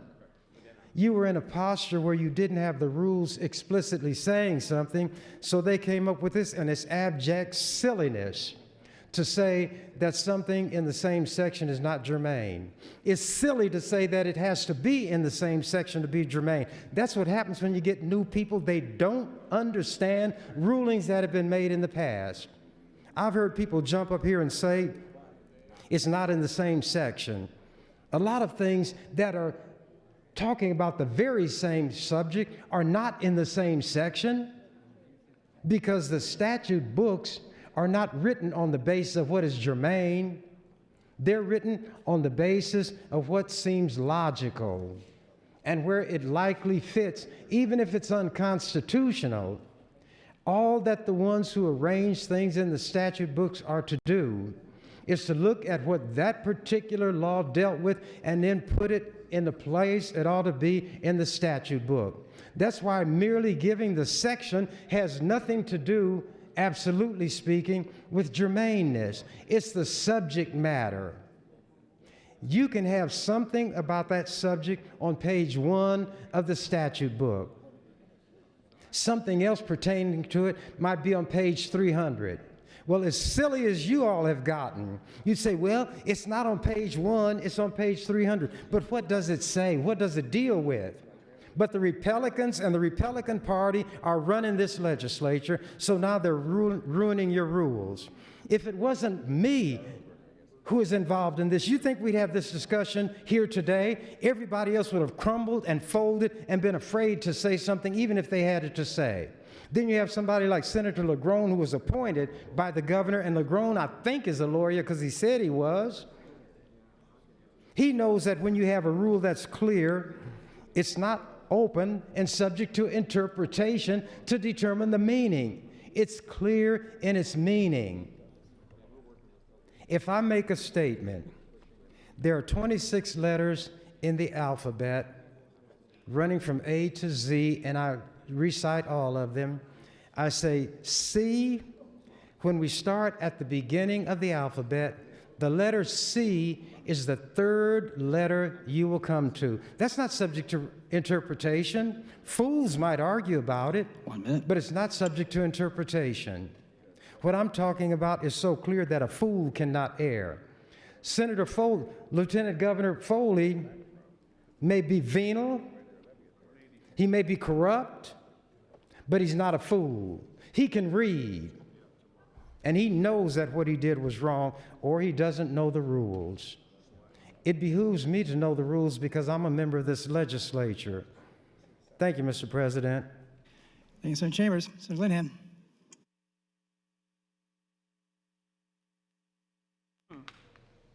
Thank you, Mr. President. I just want to take a minute. My glasses. I know a lot of colleagues have questions about LB 289. So what we are going to do is the Revenue Committee staff will hold a briefing on LB 289 tomorrow, Thursday, May 2nd, in room 1510 at 1 p.m. So I know that you'll all want to get out of here and get home, but if hopefully we thought it'd better before you go home for the weekend if you had an opportunity to look at the bill, and if you have questions, we could hopefully answer those questions. So we'll welcome all senators and staff, and it's tomorrow at 1 o'clock in room 1510. Thank you very much. Thanks, Senator Linehan. Senator Wishart. Thank you, Mr. President. I rise in opposition to the bracket motion, and I rise in support of LB 397. I would say, though, that regardless of what bill is up there, whether I support it or not, I do think we need to follow the rules, and I would really push for the leaders in this room for us to at least take a pause and follow Section 8 of our rule book. And I agree with Senator Moorfeld. I think this bill needs to come off of the agenda right now, and we can pick it up either later today in respect for the rules. I'm sure a lot of people listening today, whether they're watching on their TV or those of you who are listening in the chamber, I'm sure many of you watch professional football. As over the years, I've become more and more of a fan and have dedicated myself to attempting to learn all of the rules. And so I'd imagine many of you agreed with the nation when we shared in the concerns with some of the officiating over the Super Bowl. I think this is relevant to the discussion today in terms of the importance of rules. So the talk of the Super Bowl week is not the everlasting excellence of the New England Patriots. It's not the sideline wizardry of the boy wonder coach of the Los Angeles Rams. It is, much to the NFL's dismay, the sports officiating crisis. A season's worth of frustrations by fans, players, and coaches bumbled over with the missed pass interference call in the NFC Championship game that sent the Rams, not the New Orleans Saints, to the Super Bowl to face the Patriots on Sunday. The NFL may have hoped, with an off week for the consternation to dissipate, that one of the most consequential officiating gaffes in league history would be on its way by now to being a fading memory. It's not. The venting and head scratching are going on, while many wonder what should be done to fix what appears more than ever to be a broken system. Colleagues, I really appeal to you today. Regardless of whether you support this bill, we had a significant enough mistake in terms of following the rules that in order for us to continue to have a process that is fair and transparent, we need to at least break on LB 397 and follow what it says in Section 8 on page 11, that if a member of the legislature calls a member out of order because of a transgression of the rules, then immediately that person shall sit down, that senator shall sit down, and the group of the legislature shall, if appealed to, decide the case without debate. At the very least, we should pull LB 397 off for a moment to follow these rules, reset, and then bring this bill back up. Thank you. Thanks, Senator Wishart. Senator Hilgers.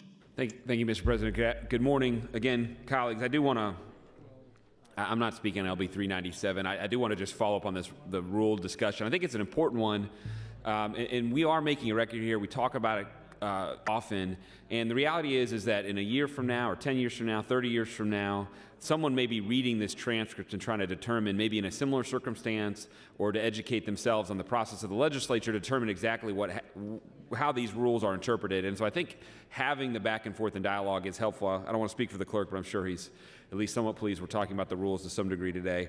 And so I'm going to ask Senator Chambers a question. He and I have had, in a second, we've had some conversations off the mic, but there's a couple different rules at play. The first is whether or not Senator Breezy doing it by saying point of personal privilege, whether or not that itself was out of order, and whether or not it was the chair's discretion or the president's discretion to say, hey, based on the knowledge that I've got, the substance of what you said, I rule that I find that to be a point of order in matter of substance, and I find that in order.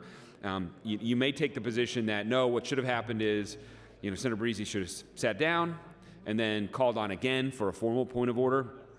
I don't think, I think the discretion, or the chair has discretion in order to make things move forward, as long as that's clear on the record what's happening. I do agree, if it's not clear and someone looks back at this in 10 years and says, hey, wait a second, that was a point of personal privilege, why was that allowed in this way? I agree, but I think if the record's clear and the body's informed, I don't think that's an unreasonable exercise of discretion. So the next point, though, is the one that Senator Chambers has talked about, which is on Rule 2, and that's Section 8 on page 11, and if Senator Chambers would yield to a question. Senator Chambers, yield, please.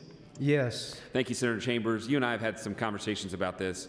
So as I read it, it says, if any member in speaking or otherwise transgresses the rules of the legislature, and you've read that a couple times, haven't you? Yes. In your opinion, who determines whether the rules have been transgressed as it applies in Section 8? Based on the wording of the rule, the member who believes that has happened will call the one speaking out of order. So in your opinion, does the chair or the president have discretion to, as it were, determine that the member challenging the point of order is himself or herself out of order because the rules were not transgressed? I think we read it, the presiding officer shall or any member may call such member to order. It doesn't say the presiding officer determines whether or not that person is in order. The process is started by a member who feels that the one speaking is out of order. Then the rest of the rule is there to make it possible for that person to continue speaking. But in order to be systematic, another member will make a motion that that one speaking be allowed to continue. Then, without any debate, the legislature takes a vote. And if the legislature votes to let that member continue, then the member continues. If the legislature votes not to let the member continue, then the member cannot continue except at his or her own peril. And then if I were to be asked, well, suppose that person were really not out of order, what happens then? The person, when he or she is recognized based on the speaking order, when that person's turn comes up, that person is recognized and speaks and says whatever he or she thinks is appropriate. 1 minute. Thank you, Mr. President. Thank you, Senator Chambers. I'll, in a second, I'll yield you whatever seconds I've got left. My view, when I first read this, it seemed to me that what's implied in Section 8 is that the chair, as the individual who's helping make sure that debate is running, has the authority to be able to determine whether or not something is out of order. That seems implied within our rules. Senator Chambers has pointed out a separate interpretation of Section 8 where that's not implied, and I'm certainly listening to what he has to say, and I think it's important for us to put down the competing interpretations here on the record today, and I don't think I have any time left, or I'd yield it to Senator Chambers. Thank you. There is 15 seconds. That's all right, I won't take them, thank you. Senator Bowles, you recognize. Thank you, Mr. President. I wanted to pick up on the thread that Senator Howard started, and maybe she and I can play tag team on this if there are additional things to cover. But I did want to refocus us on the substance of the bill, LB 397, because I do think it is important to maintain the integrity of the healthcare cash fund. And I think it's a useful opportunity to talk about how important the sustainability of the healthcare cash fund is to a number of healthcare related issues in this state. So previously on the mic, there was a question about what exactly is being funded out of the healthcare cash fund currently. And if anyone would like to see the most recent healthcare cash fund report, I do have it in front of me. The purposes range from enforcement of the tobacco settlement agreement to gamblers' assistance to tobacco prevention and control, EMS technicians, Parkinson's disease, stem cell research, biomedical research, poison control, and a number of other things. In addition to those things that are appropriately funded through the healthcare cash fund that serve important healthcare purposes in our state, there are also a number of things that, from my point of view, should be general funded. What I mean is that these are things that are functions of the state that shouldn't have to have a special fund to pay for them. And they include developmental disability aid, children's health insurance aid, public health, and behavioral health rates. In other areas of our budget, those things are generally funded. And when we had tough fiscal times before I was serving in the body, some of these pieces got moved into the healthcare cash fund. It should be our goal to move those out of the healthcare cash fund so that the healthcare cash fund can serve its purpose. Instead, in these tough fiscal times, we've actually transferred money out of the healthcare cash fund, which, trust me, was an incredibly difficult choice, was done in the name of trying to maintain healthcare services in this state, but has done no favors to the sustainability of the healthcare cash cash fund. And when we get to budget debate next week, I hope that everyone is cognizant of the way in which we're putting our budget together, because we don't have a lot of room to maneuver while maintaining our responsibilities to the things that we are funding as a state and we have a responsibility to do, including serving our most vulnerable citizens. I wouldn't say that we should. I would say that we should be prudent in terms of putting money into our cash reserve, because we are funding things in a manner that isn't fully reflected in the demands on our general fund. And I would also say that the Nebraska Investment Council has warned us that we are somewhat oversubscribed in using these funds, and I think that that's worth noting as well. If I have any time left, I'd be happy to yield it to Senator Howard if there are any remaining issues or items that I wasn't able to cover. Thanks, Senator Bowles. Senator Howard, 2 minutes if you care to use it. Oh, that's great, and I will use it, and I'm up next. So I was actually going to talk a little bit more about the healthcare cash fund as well, but before I do that, Senator Kavanaugh, would you yield to a question? Senator Kavanaugh, please. Yes. Because we didn't get to discuss the merits of your amendment, can you tell me where the funds were going? Absolutely. Or for the increase in the tobacco tax, where the funds were going? Right. So currently our tobacco tax is at 64 cents, and that is already allocated. And so my bill does not do anything to change that previous allocation. What it does do with the additional dollar of revenue is put 36% or 36 cents to the property tax credit cash fund, which I believe is reflected in the revenue package that came out of the Revenue Committee, that they also have a 36 cents going towards that. So this would not be in conflict with that. Then the additional 64 cents remaining, I have 35% going to Medicaid in the healthcare cash fund, 15% to the University of Nebraska Medical Center and Creighton Medical Center for cancer research, and that is split between 75% and 25% between the two of them.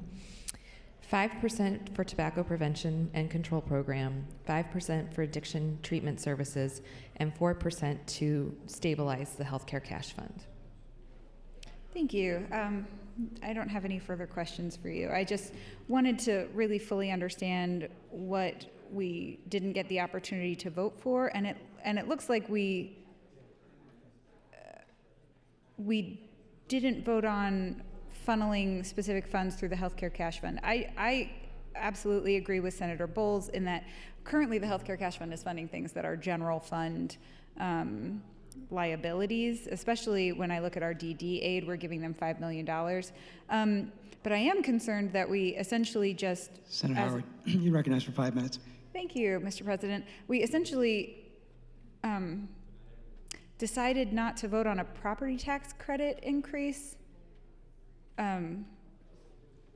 Yeah, it seems very odd to me that this body in particular would just not vote for a property tax credit increase because we're so focused on property tax relief. And so essentially by not overruling the chair, by not recognizing the amendment as germane, everyone who voted to sustain the chair's ruling voted against property tax relief, which is a really odd thing for this body in particular. 397 is a bill that has a considerable amount of merit.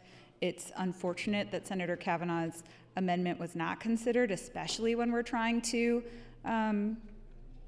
relieve some of our taxpayers of their property tax burden. It's incredible to me now, fully understanding the contents of that amendment, that so many folks voted against it. I reiterate how dangerous this was for what we did this morning, same subject matter, same section of law, to not overrule the chair. But I also want to make sure that Senator Chambers has enough time to tell us a little bit more about his thoughts on the matter, and so I'm happy to yield the balance of my time to Senator Chambers. Thanks, Senator Howard. Senator Chambers, you've been yielded 3.5 minutes. Thank you, Mr. President. Thank you, Senator Howard. Senator Moser has asked several times, and it might be on the mind of others, how can what we're into now be remedied? If you really were going to remedy it, we would go all the way back to where we were before we started behaving in a way that's out of order. that germaneness matter should not have been raised. We should not even be going through all that we're going through, because that was where the problem started. That issue was allowed to be raised in a way that violates the rules. What the law says, a thief never obtains good title. No matter how long the thief holds it, he or she does not have title, and it continues to belong to the person from whom it was taken. Whatever was done in violation of the rules cannot stand. We would have to go back as though none of this has happened. The amendment had not been taken up. The amendment where the germaneness issue was raised. We should go back to the point before anything was said about that amendment other than Senator Breezy doing what he should have done, is standing and saying point of order. And this is the way it has happened all this. Oh, you said time? Did you say time? No, I did not. You got 2 minutes, then you're next in the queue. So you got about 6 The minutes. person says point of order, and you don't have to be recognized before you can do that, but then the chair must recognize you before you speak, and the chair will invariably say, state your point of order, Senator. And that's when the point of order is stated. Now, if somebody tries to use the point of order tactic to discuss the bill, the chair has told people you're discussing the bill, that's not on the point of order. So there are ways to deal with it all. But you can inject a request for a point of order even though you're not the next speaker. It's been done before. The problem is the way Senator Breezy was allowed to proceed when he did not properly follow the rules. And I'm sure he heard me holler, you should just sit down. And that wasn't me directing him like I'm the father and he's the child. I was talking in the language of the rule. So the body can decide to ignore what happened, say that the amendment that was offered is not germane because the chair ruled that way and enough people voted along with him. That's how you abrogate the rules also. The chair makes a ruling, the Republicans vote to uphold the chair, and the rules can be violated in that fashion because they've got the numbers. And that's another way to do away with any meaning of the rules. But this that we're dealing with is so clear. It requires no interpretation, and it was wrong for Senator Breezy to be allowed to do it. Thank you, Mr. President. You're now in your time, Senator Chambers. This is your third opportunity. Thank you. I don't know if there was another time, there may have been, when the mic would be cut off while I was speaking and I would continue to speak. The things that I said after the mic was turned off were the things under the rules. I told Senator Breezy he ought to sit down, he's out of order. And then the chair said, I recognized him, and I said to the chair, you're out of order. He was out of order. The order is determined by our rules, not the whim. But here's how he can rule, or she, whoever's in the chair, tell those youngsters, turn off the mic. Then they're put in a quandary. They have to do what they're told to do. But I'd never make them the villain. That's what happens when we're dealing with an issue where the governor has a particular position.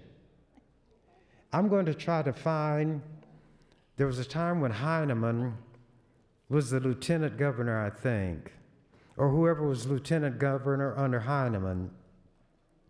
But whoever the governor was, they had a discussion that on certain issues, they should be resolved by the legislature, and whoever that lieutenant governor was would not automatically preside. That lieutenant governor was to discuss it with the speaker and see if the speaker, in view of this subject, ought to be presiding and not the lieutenant governor. But that was when there was not so much contention between the governor's office and the legislature. That governor had not purchased the number of senators that this governor has purchased, and that's what it amounts to. I can triangulate and tell you 3 people who will always vote for the governor: Senator Slamas, Senator LaGrone, and Senator Clemens. And all they have to do is say, well, we shared views with the governor, and that's why he appointed us. But they don't know everything that the governor was going to say, and there should be some places where they disagree. I make that point because we all understand the realities of politics. My only chance to get anything done is to invoke your rules and tell you, this is what your rules say. That means if I follow these rules, I must be permitted to do what I'm doing pursuant to the rules. But since you have the numbers, the chair can rule me out of order. You all will vote to uphold the chair, which means to abrogate your own rules. And that's the way white people have always done. They just changed the law. I told you about this scene in the movie about Judge Roy Bean. He became the one who ran a town. There was a company that wanted to do some developing. Judge Roy Bean was not going to let it be done. So this young lawyer said, well, Judge, the law says that he can do it. And the judge, Roy Bean, said, go get that law. So the young guy went and got the law book and opened it up to Judge Roy Bean. Judge Roy Bean read it. He said, it seems to say what you said. Then he tore that page out and said, that's bad law. It's not the law anymore because Judge Roy Bean said it's not the law. What I say the rules mean, you all will say, well, we're going to show that it doesn't have to be that way. And then you get the chair to rule a certain way. Then you all agree to uphold the chair, even though it's in violation of the rules, and there is no appeal that I have. So I have to start on other bills throughout the session, 1 minute, taking time and punishing you because you thought you were punishing me. You thought you could outfox the fox, and you're not really a fox, you're a bunny rabbit. You all decided this morning that I am to take time on this bill, whenever it comes up again, or now, and go the full 3 hours. And you can get 33 votes if we go to cloture and shut me up. And I swallow that. I don't like it. That's what the rules say, though. Never have I, no matter how strongly I felt about something, spoken or tried to speak once cloture was invoked. I didn't stand up and shout it out and say, well, I think that's wrong. I've never done that. You all determine the rules. The book, when it comes to me, the rules are just good advice. That's time, Senator. Thank you, Mr. President. Thanks, Mr. Chambers. Senator Clemens. Thank you, Mr. President. I beg to differ with Senator Chambers. I don't always agree with Governor Ricketts. In fact, he's a very loyal Chicago Cubs fan, and I'm a Kansas City Royals fan, and I do not root for the Cubs when the Royals are playing them, and I've let him know that. But regarding the motion here, I oppose the bracket motion and would like to get on to discussion of the bill. But Senator Wishart brought up a discussion about the NFL official that made an error. The referee made an error in the playoff game last year, or this year. And the reason that error was discovered was because of instant replay. Well, I would wish that we had instant replay. I've asked the executive board for access to videos that we have here. This is being recorded, and I'd like to be able to get to see a replay of our sessions. I think it'd be real helpful and valuable for senators and staff and for the public to be able to see a replay of what we have gone through this morning. Probably good government class lesson for everybody. And I know that the executive board has been working on it, and when she brought up instant replay, I thought, oh yeah, I've been wanting to get that. and I would like to be able to review the video this morning as well and the events that occurred. But back to the bracket motion, I oppose the bracket motion and hope that we can move on with debate on the bill. Thank you, Mr. President. Thanks, Senator Clements. Senator Wishart. Thank you, Mr. President. Again, I rise in opposition to bracketing this bill until the end of session. I think it's a good bill and it has merit, but I do want to circle back around. Frankly, I'm pretty shocked that more of our colleagues aren't concerned with what has happened this morning. We are a body that sets the rules and regulations for Nebraskans. We put in place laws that tell them what they can or can't do.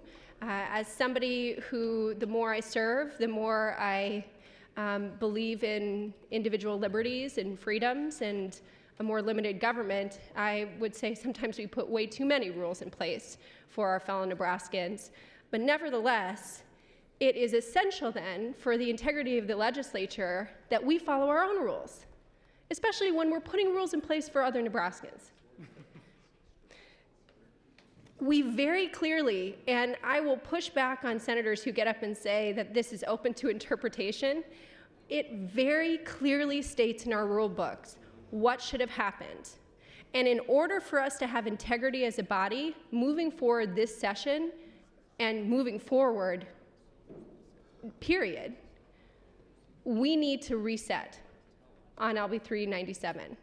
This bill needs to come off, and we need to follow what it says clearly in Section 8 of our rule book on how we move forward with addressing the problems and the transgressions that happened this morning. So with that, I yield my time to Senator Chambers.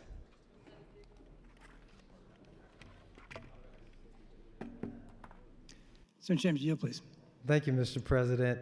Thank you, Senator Wishart. I have so much trouble not referring to her as Senator Wiseheart because that's what I called her when I first came down. So if ever I get so caught up in what we're doing that I say Senator Wiseheart, you understand. When Senator Clements mentioned replay, that's how they discovered that wrongful call. No, even the defensive player who committed the foul, he knew what he had done, but he thought it was better to go ahead and make them take another play because if that pass had been completed, that would have been the game. And he said when the referee did not call it, he was shocked and he was just waiting and never saw the flag. Well, naturally, as the defensive player, he's not going to say, hey, ref, you got that wrong. I fouled him. Everybody saw it. It was not one of those where the defensive player even tried to hide what he had done. On this, we don't need a replay. If this body were equally divided, 24 over there, 24 over here, and I in the middle, then we wouldn't have this kind of discussion because the chair is not automatically going to be upheld when what he decides is what the governor or the Republican Party will want. You see Senator LeGrone hightailed it out here and he hasn't come back. His name has been invoked. But that's what happens.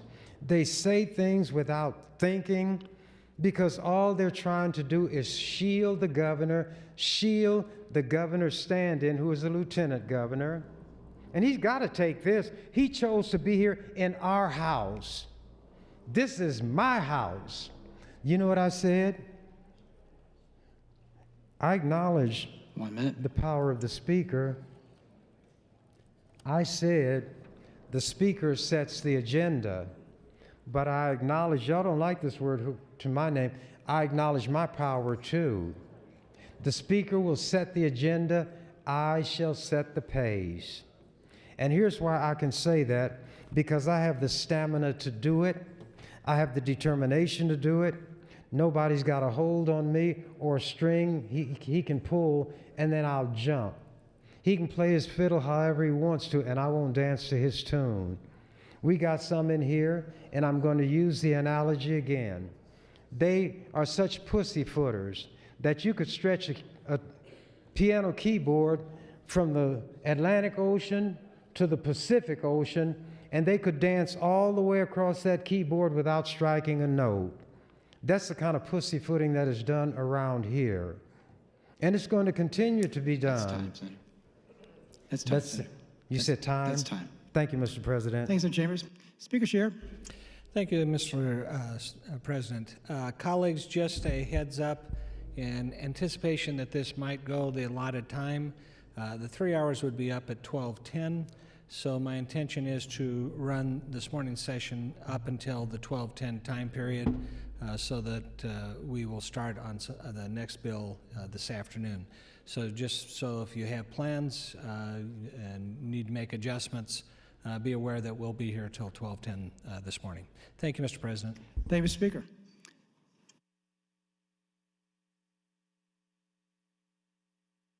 Senator Kavanaugh, you're recognized. Thank you, Mr. President. I'd like to get back to why I brought this tax increase to begin with and why it must be $1.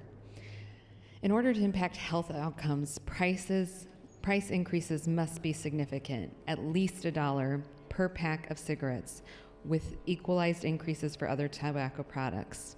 My original bill in the Revenue Committee did that. This amendment only takes on cigarettes.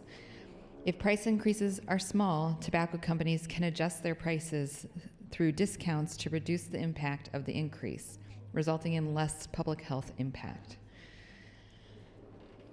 Yesterday, Senator Quick was here speaking on his bill about vaping, and his lovely wife, Alice, who is a labor and delivery nurse, was here as well.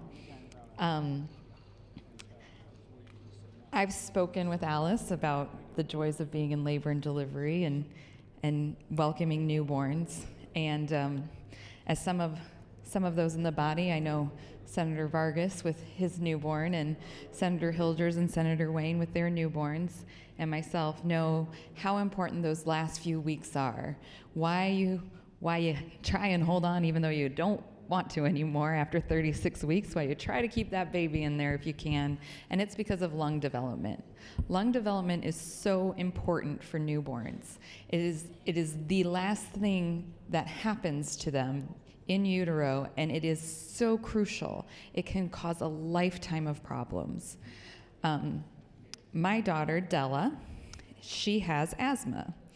And so when we talked yesterday about the Clean Air Act, the Clean Indoor Air Act, and whether or not you have a choice or civil liberties or what have you about being around toxins introduced to the air,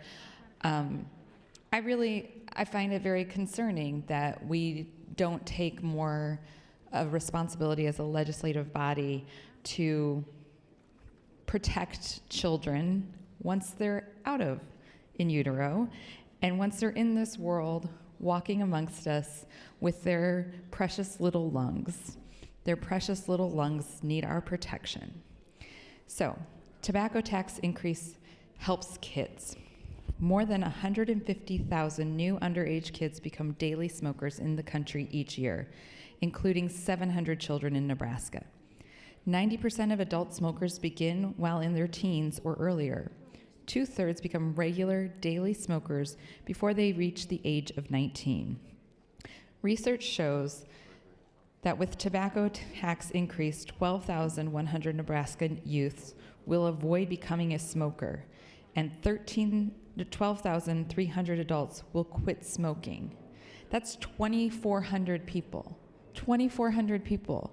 I guarantee everyone in this room knows one of those 2,400 people.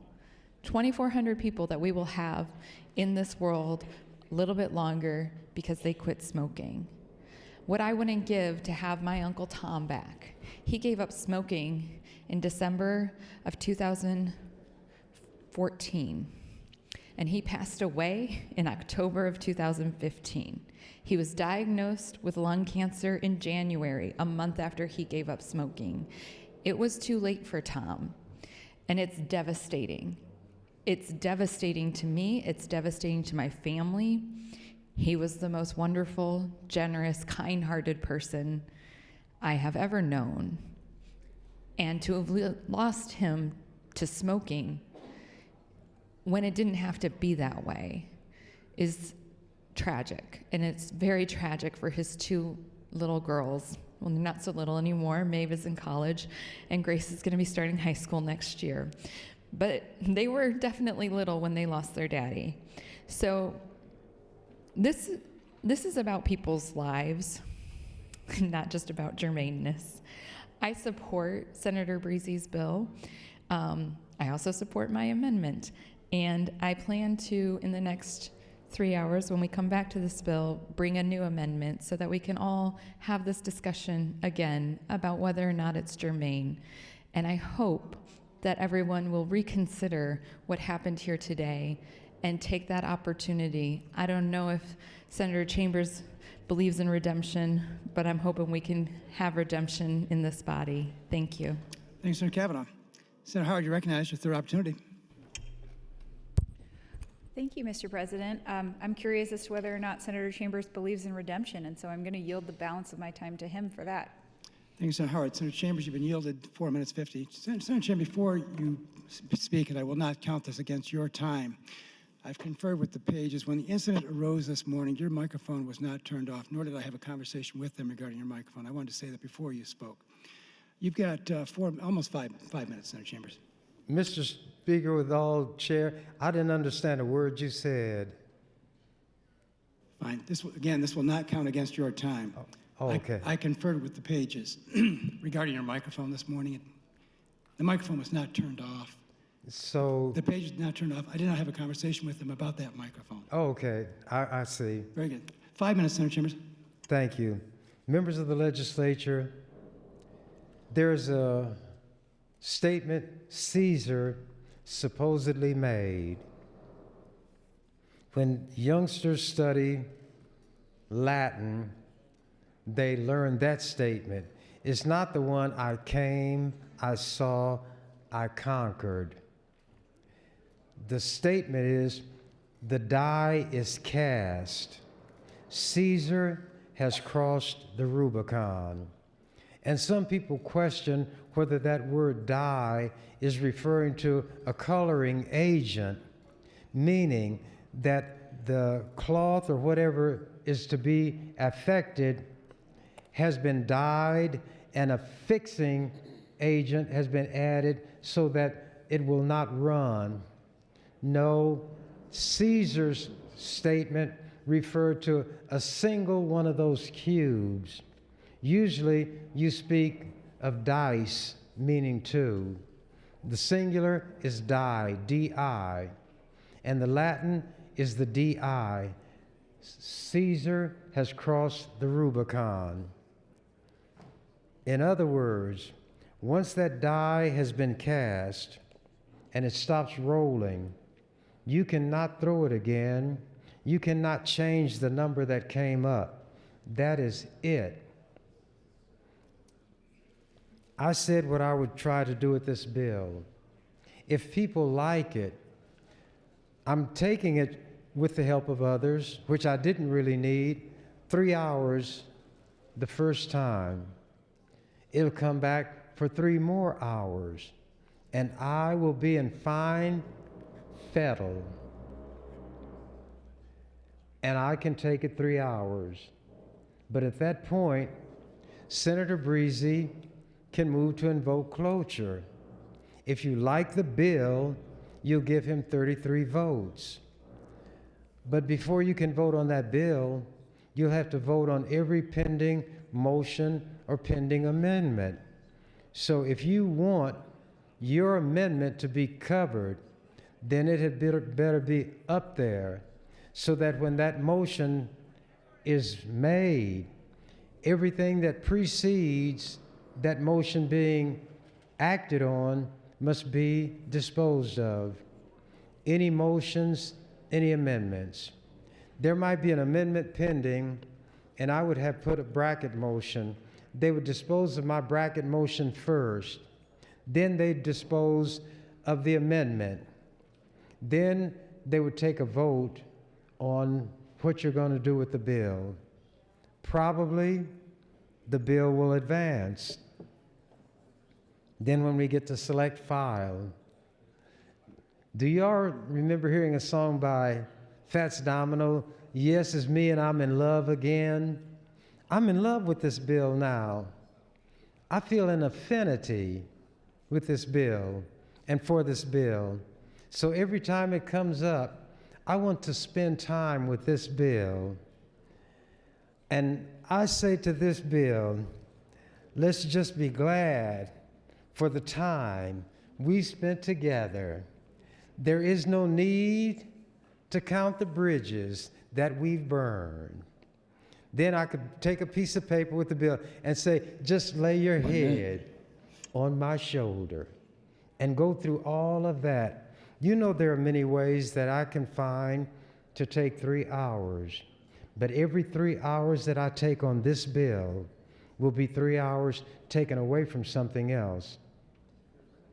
We have heavy issues to deal with and not a lot of time. You've got a long way to go and a short time to get there now. And I don't like the bill that came out of the Revenue Committee, so that bill is for sure going to go to 3 hours, and I don't know if it will have 33 votes in the form that it will be when you have to invoke cloture.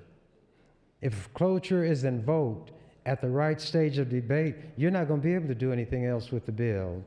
So if I can delay motions being made or amendments from being adopted. That's time, Senator. Thank you, Mr. President. Thanks, Mr. Chambers. Senator Lowe would like to announce some guests today. We have with us a group of elementary and junior high school students. They're with the University of Nebraska's Kearney String Project. Those students with us in the north balcony. If those students could please rise, I'd like to welcome you to the Nebraska Legislature.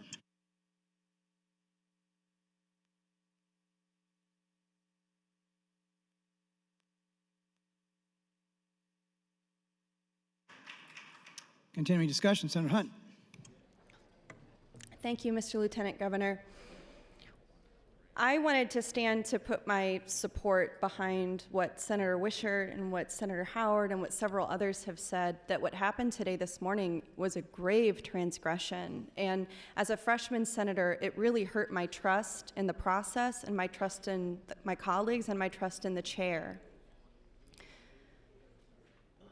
Lieutenant Governor Foley, you could have read Senator Breezy's mind and said, well, I know what he meant when he stood up. It's not deep. All that needed to happen was for you to say, that's out of order, and let him try it again, and then we can go through it the right way. And now we're in violation of our own rules. I think I agree with Senator Moorfeld and others who have said that we need to table this for now and regroup and decide what we're going to do about that transgression. And as a new senator with my trust damaged by this process, I can only imagine how this is affecting other Nebraskans who are watching us. If we don't know what's going on in here and we don't follow our own rules, and when the vote and the ruling comes down on what we're going to do about that, partisan things are going on. The vote goes in a completely partisan way.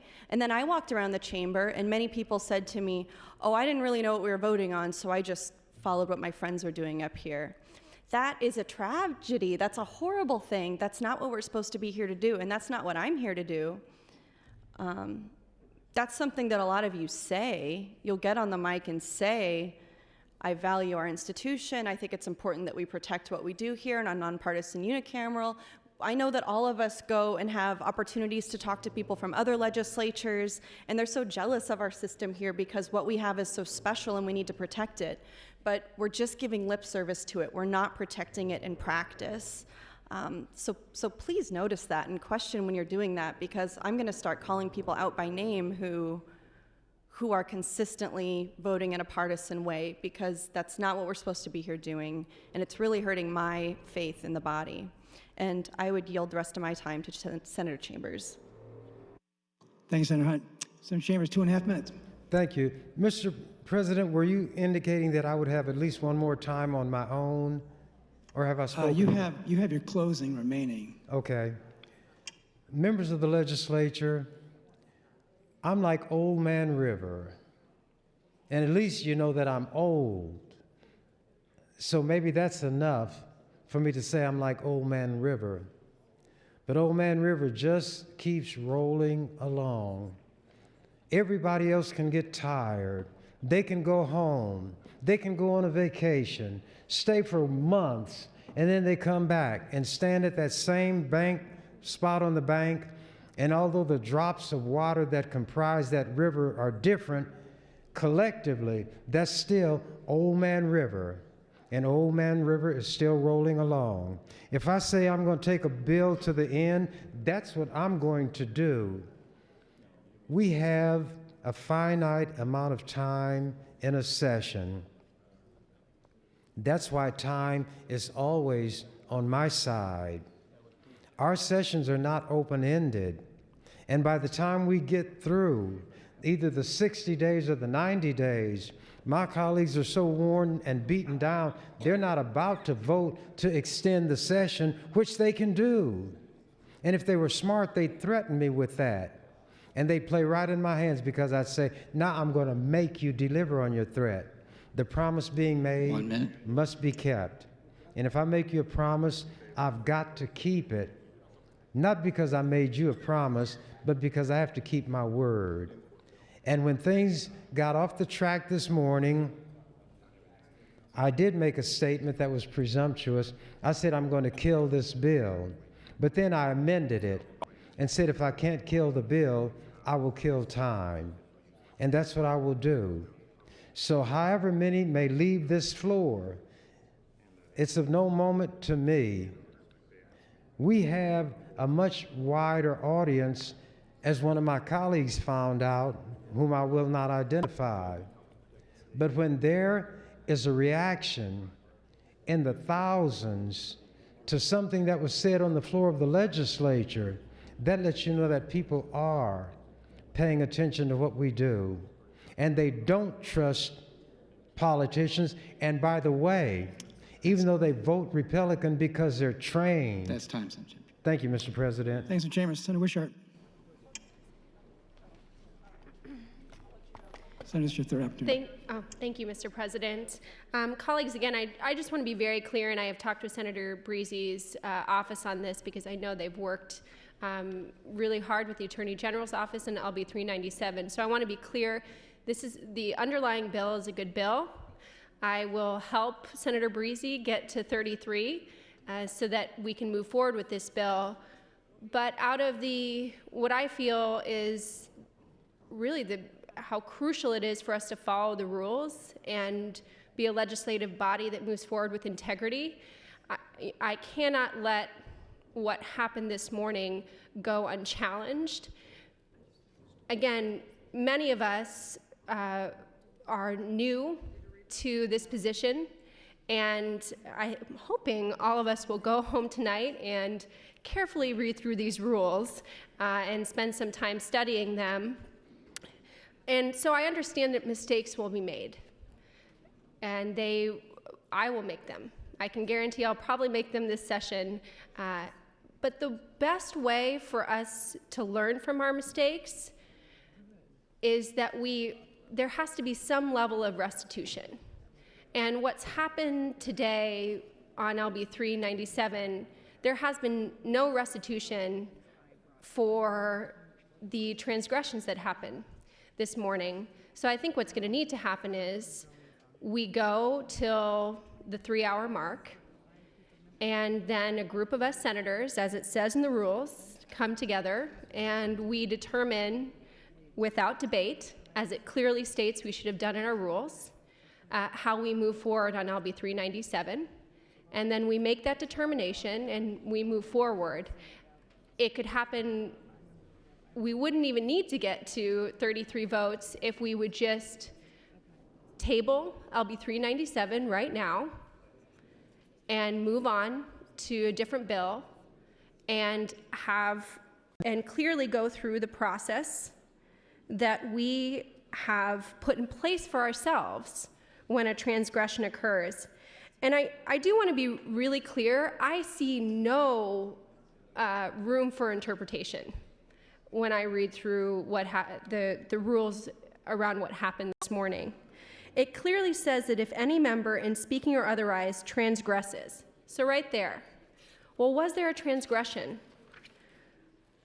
Well, when you go to section 11 on the next page, and it says personal privilege, and it lists the reasons why a senator can make a motion for personal privilege, it clearly says that they shall have precedence over all other questions except motions to adjourn. Personal privilege shall not be used to permit any discussion or debate pertaining to any measure pending before the legislature. All questions of privilege shall be channeled through the presiding officer. So clearly there was a transgression, and I don't care if it was a mistake. I don't care. The only way we learn from our mistakes is that there is some level of restitution for that mistake being made, and then we move forward. And that has not happened this morning on 397. And again, I am shocked that the rest of this body is not more concerned about what happened this morning. I mean, these are our rules. This is the foundation of us being able to create laws. And again, I will touch again on what I had said earlier. We are the body that puts rules in place for our fellow Nebraskans. We better follow our own rules. And this morning we didn't. I also want to point out, in the minute I have left, how serious this section is. It's so serious that it mentions the ability of the legislature to censure their colleague. Think about how serious that is.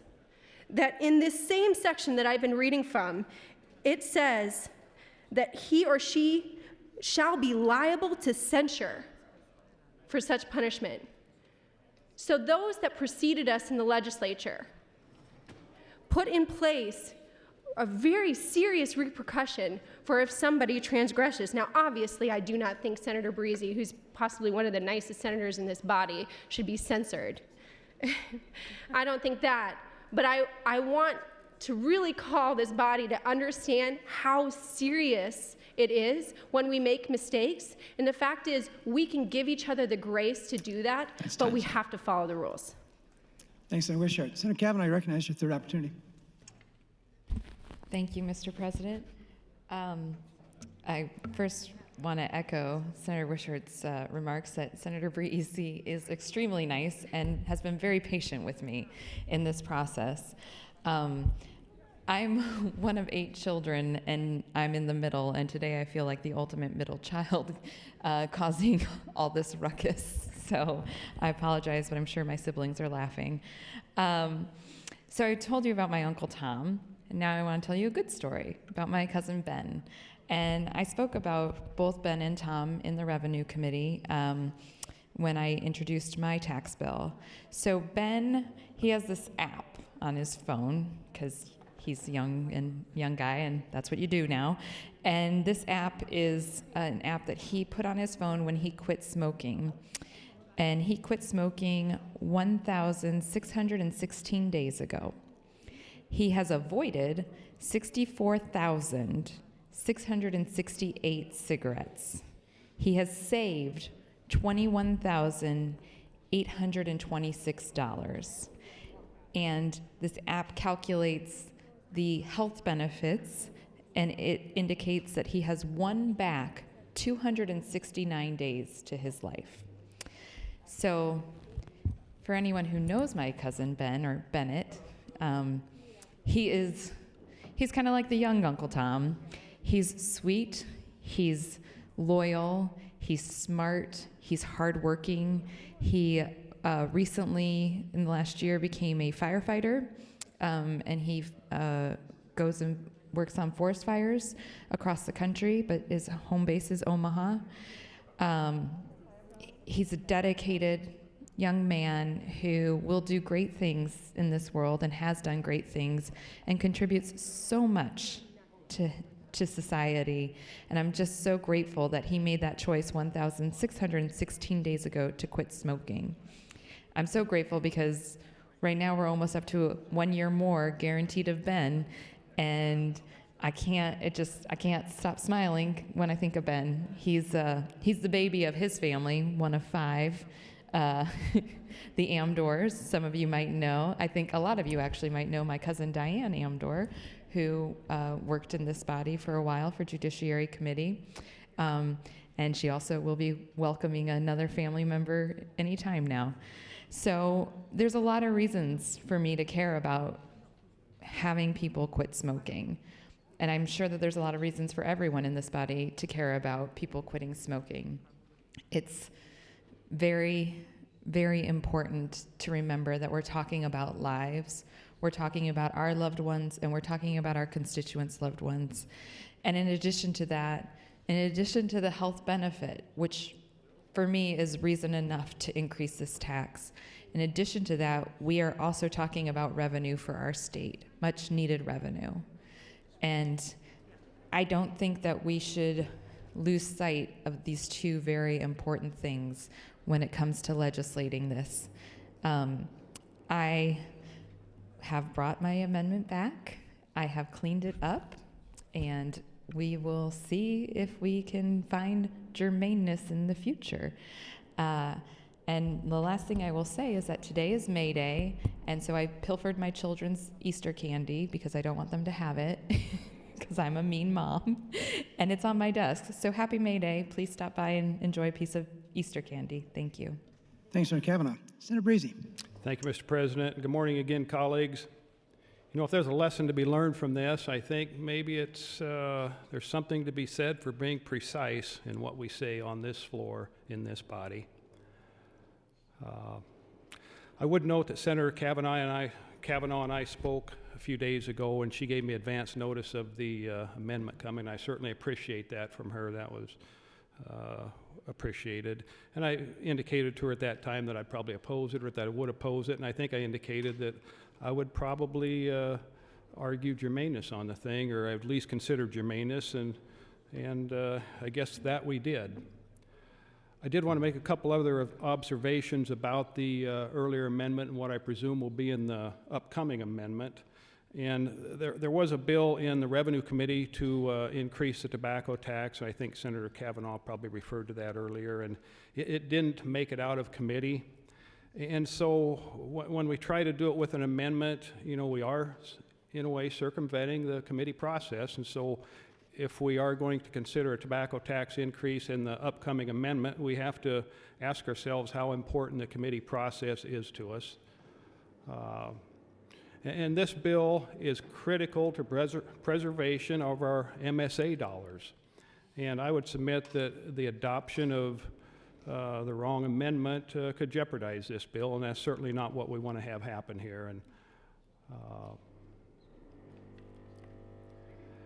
I didn't support the previous amendment, and I'm guessing that I won't be supporting the next amendment depending on what's in it. But in particular, I didn't support the increase in the tobacco tax. You know, in the past, I've advocated for an increase in excise tax, but only to the extent those dollars are used for property tax relief. And raising those taxes in and of themselves, if it's not directed towards tax relief, I'm going to be opposing that. This bill's important. We need to get it back on the floor. And we need to keep that in mind, that it is important to preservation of our MSA dollars. We need to keep it going. And with that, instead of filibuster my own bill, thank you, Mr. President. Thanks, Senator Breezy. Senator Vargas. Thank you very much, President. I want to thank Senator Breezy, because what you just stated, at least presenting arguments for maybe why you think that it was not germane, or particularly the policy where some aspects of this you agree and some don't, is really what we should be debating. We probably should have started that off in the first place.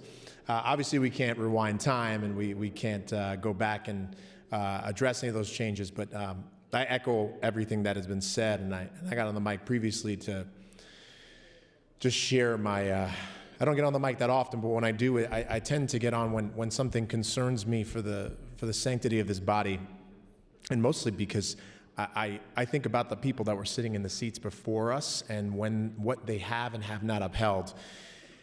and when there was really substantial debates on topics, rather than what I think we did today is we're debating a rule and whether or not we did something that was appropriate or in line with this body and the legislature and the nonpartisan nature. And so I just wanted that to be known, because it is of concern to me that we inherently have trust and rules, and the rules help uphold the culture that we have. And if we can't stand by those rules and our culture begins to erode, unfortunately, human nature gets to this hive mentality, and we tend to go toward what feels more comfortable. I hope that's not the place that we're heading. It felt like that, and I want to try to avoid that as much as possible. But step one is recognizing that we have a problem, at least in this instance. And if we can't recognize it, we have a much bigger problem. I wanted to say that, and I hope that we get past this in future instances where hopefully we don't have this again. But it is very concerning, especially given what normally happens during this time, where people are trying to add amendments and try to make things fit and find homes for places, that this isn't used in an unnatural way that's in dissonance with how we've normally operated. And I will yield the remainder of my time to Senator Chambers, if he'll have it. Thanks, Senator Vargas. Senator Chambers, 2.5 minutes. Thank you, Mr. President. Thank you, Senator Vargas. The discussion has now gotten to a point where we are serious, and I'm not going to say I wish more people were here, because this is par for the course. No matter what I'm talking about, the chamber empties. But I get so much mail, and I do get calls, not all of them foul. Cars honk at me not to shout racial epithets or slurs. Even some people you all would probably be afraid of because they're not dressed too well, they look kind of rough-hewn, but they will come up to me and they say, Senator Chambers, keep giving them H. That's what I hear more than anything else. They like what I'm doing. They see what we're not doing as a legislature that we could do.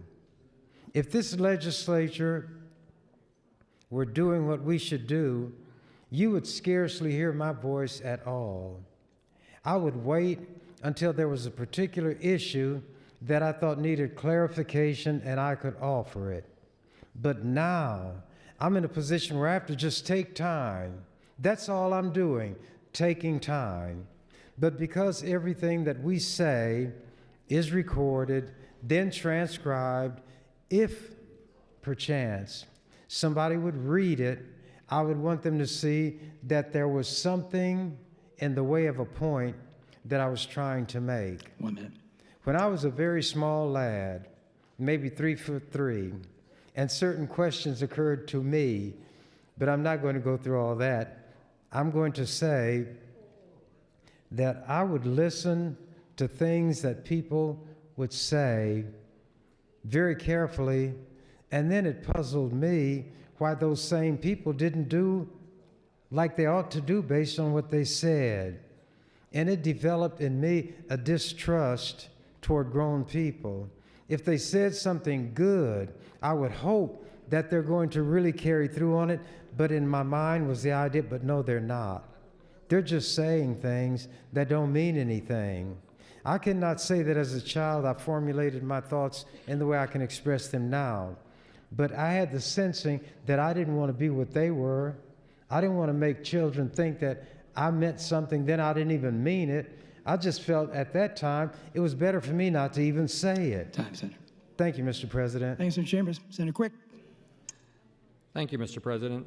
I think all the conversation this morning has been really interesting for me to listen to. I think the rules are important for us to follow, and I think we need to protect the integrity of the legislature so that we make sure that what we're doing here, people out in outstate Nebraska, our constituents, can respect what we're doing for them.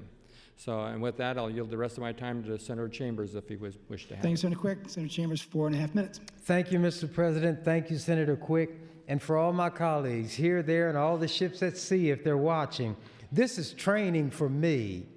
when we get into the meat of the session, and this chamber is going to be full then. They're going to be here because you're going to be talking about property tax relief. Then I'm going to jump in and do the very thing that I'm doing now, and I bet they won't dare run out because they don't know when something might happen that they need to be here to listen to or try to avoid happening. But whether they're here or not, if I say that I'm going to take time, I'm going to take it. Whether anybody's on this floor or not, that clock keeps running.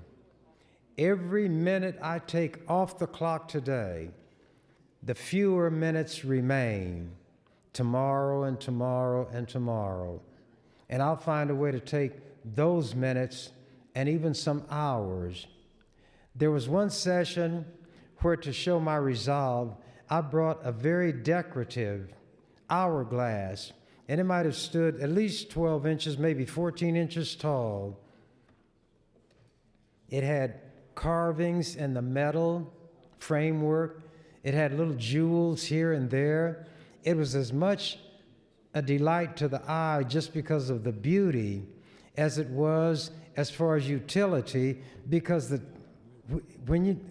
sand was in the top compartment and you let it run out, it would run out in the amount of time it was supposed to.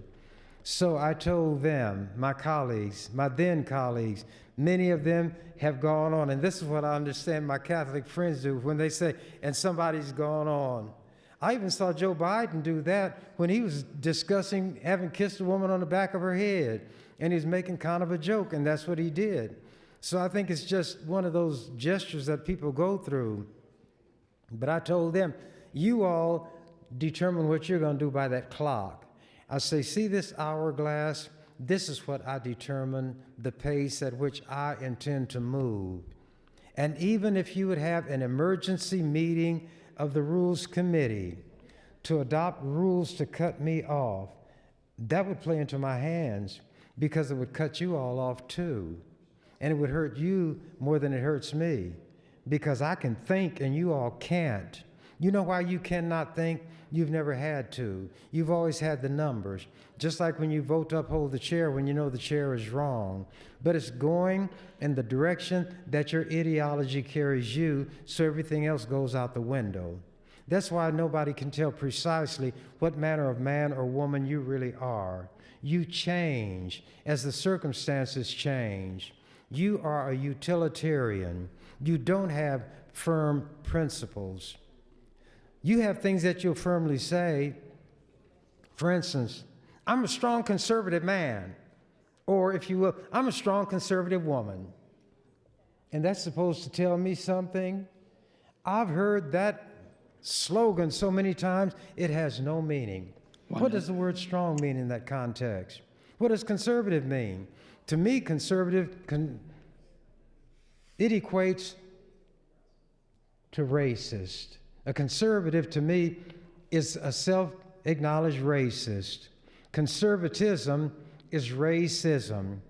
And if you examine what they do and claim to stand for, white nationalism, hatred, not just of black people, but of Jews, anybody who constitutes the, quote, other, unquote. Now, I saw where your president commiserated with the Jews when the synagogue shooting occurred because he's trying to get money from the Jews. He made that clear that AIPAC is who he's trying to appeal to.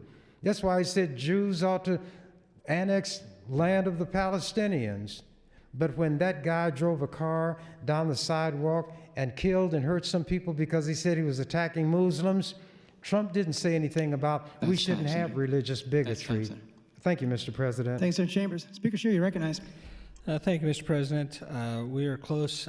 We will proceed now to the rest of the agenda. We will recess. Will be in order after I finish speaking. Just wanted to clarify for the rest of the colleagues on the floor. Per the agenda, at 1:30, we will go down to LB 657A. and then take up 209, and then after 209, we will revert back up to the agenda where we're at now. Just didn't want any confusion in relationship to where we were going this afternoon, but that's how the agenda is set up, and just wanted to clarify that. So with that, thank you, Mr. President. Thank you, Mr. Speaker. Items to the record, please.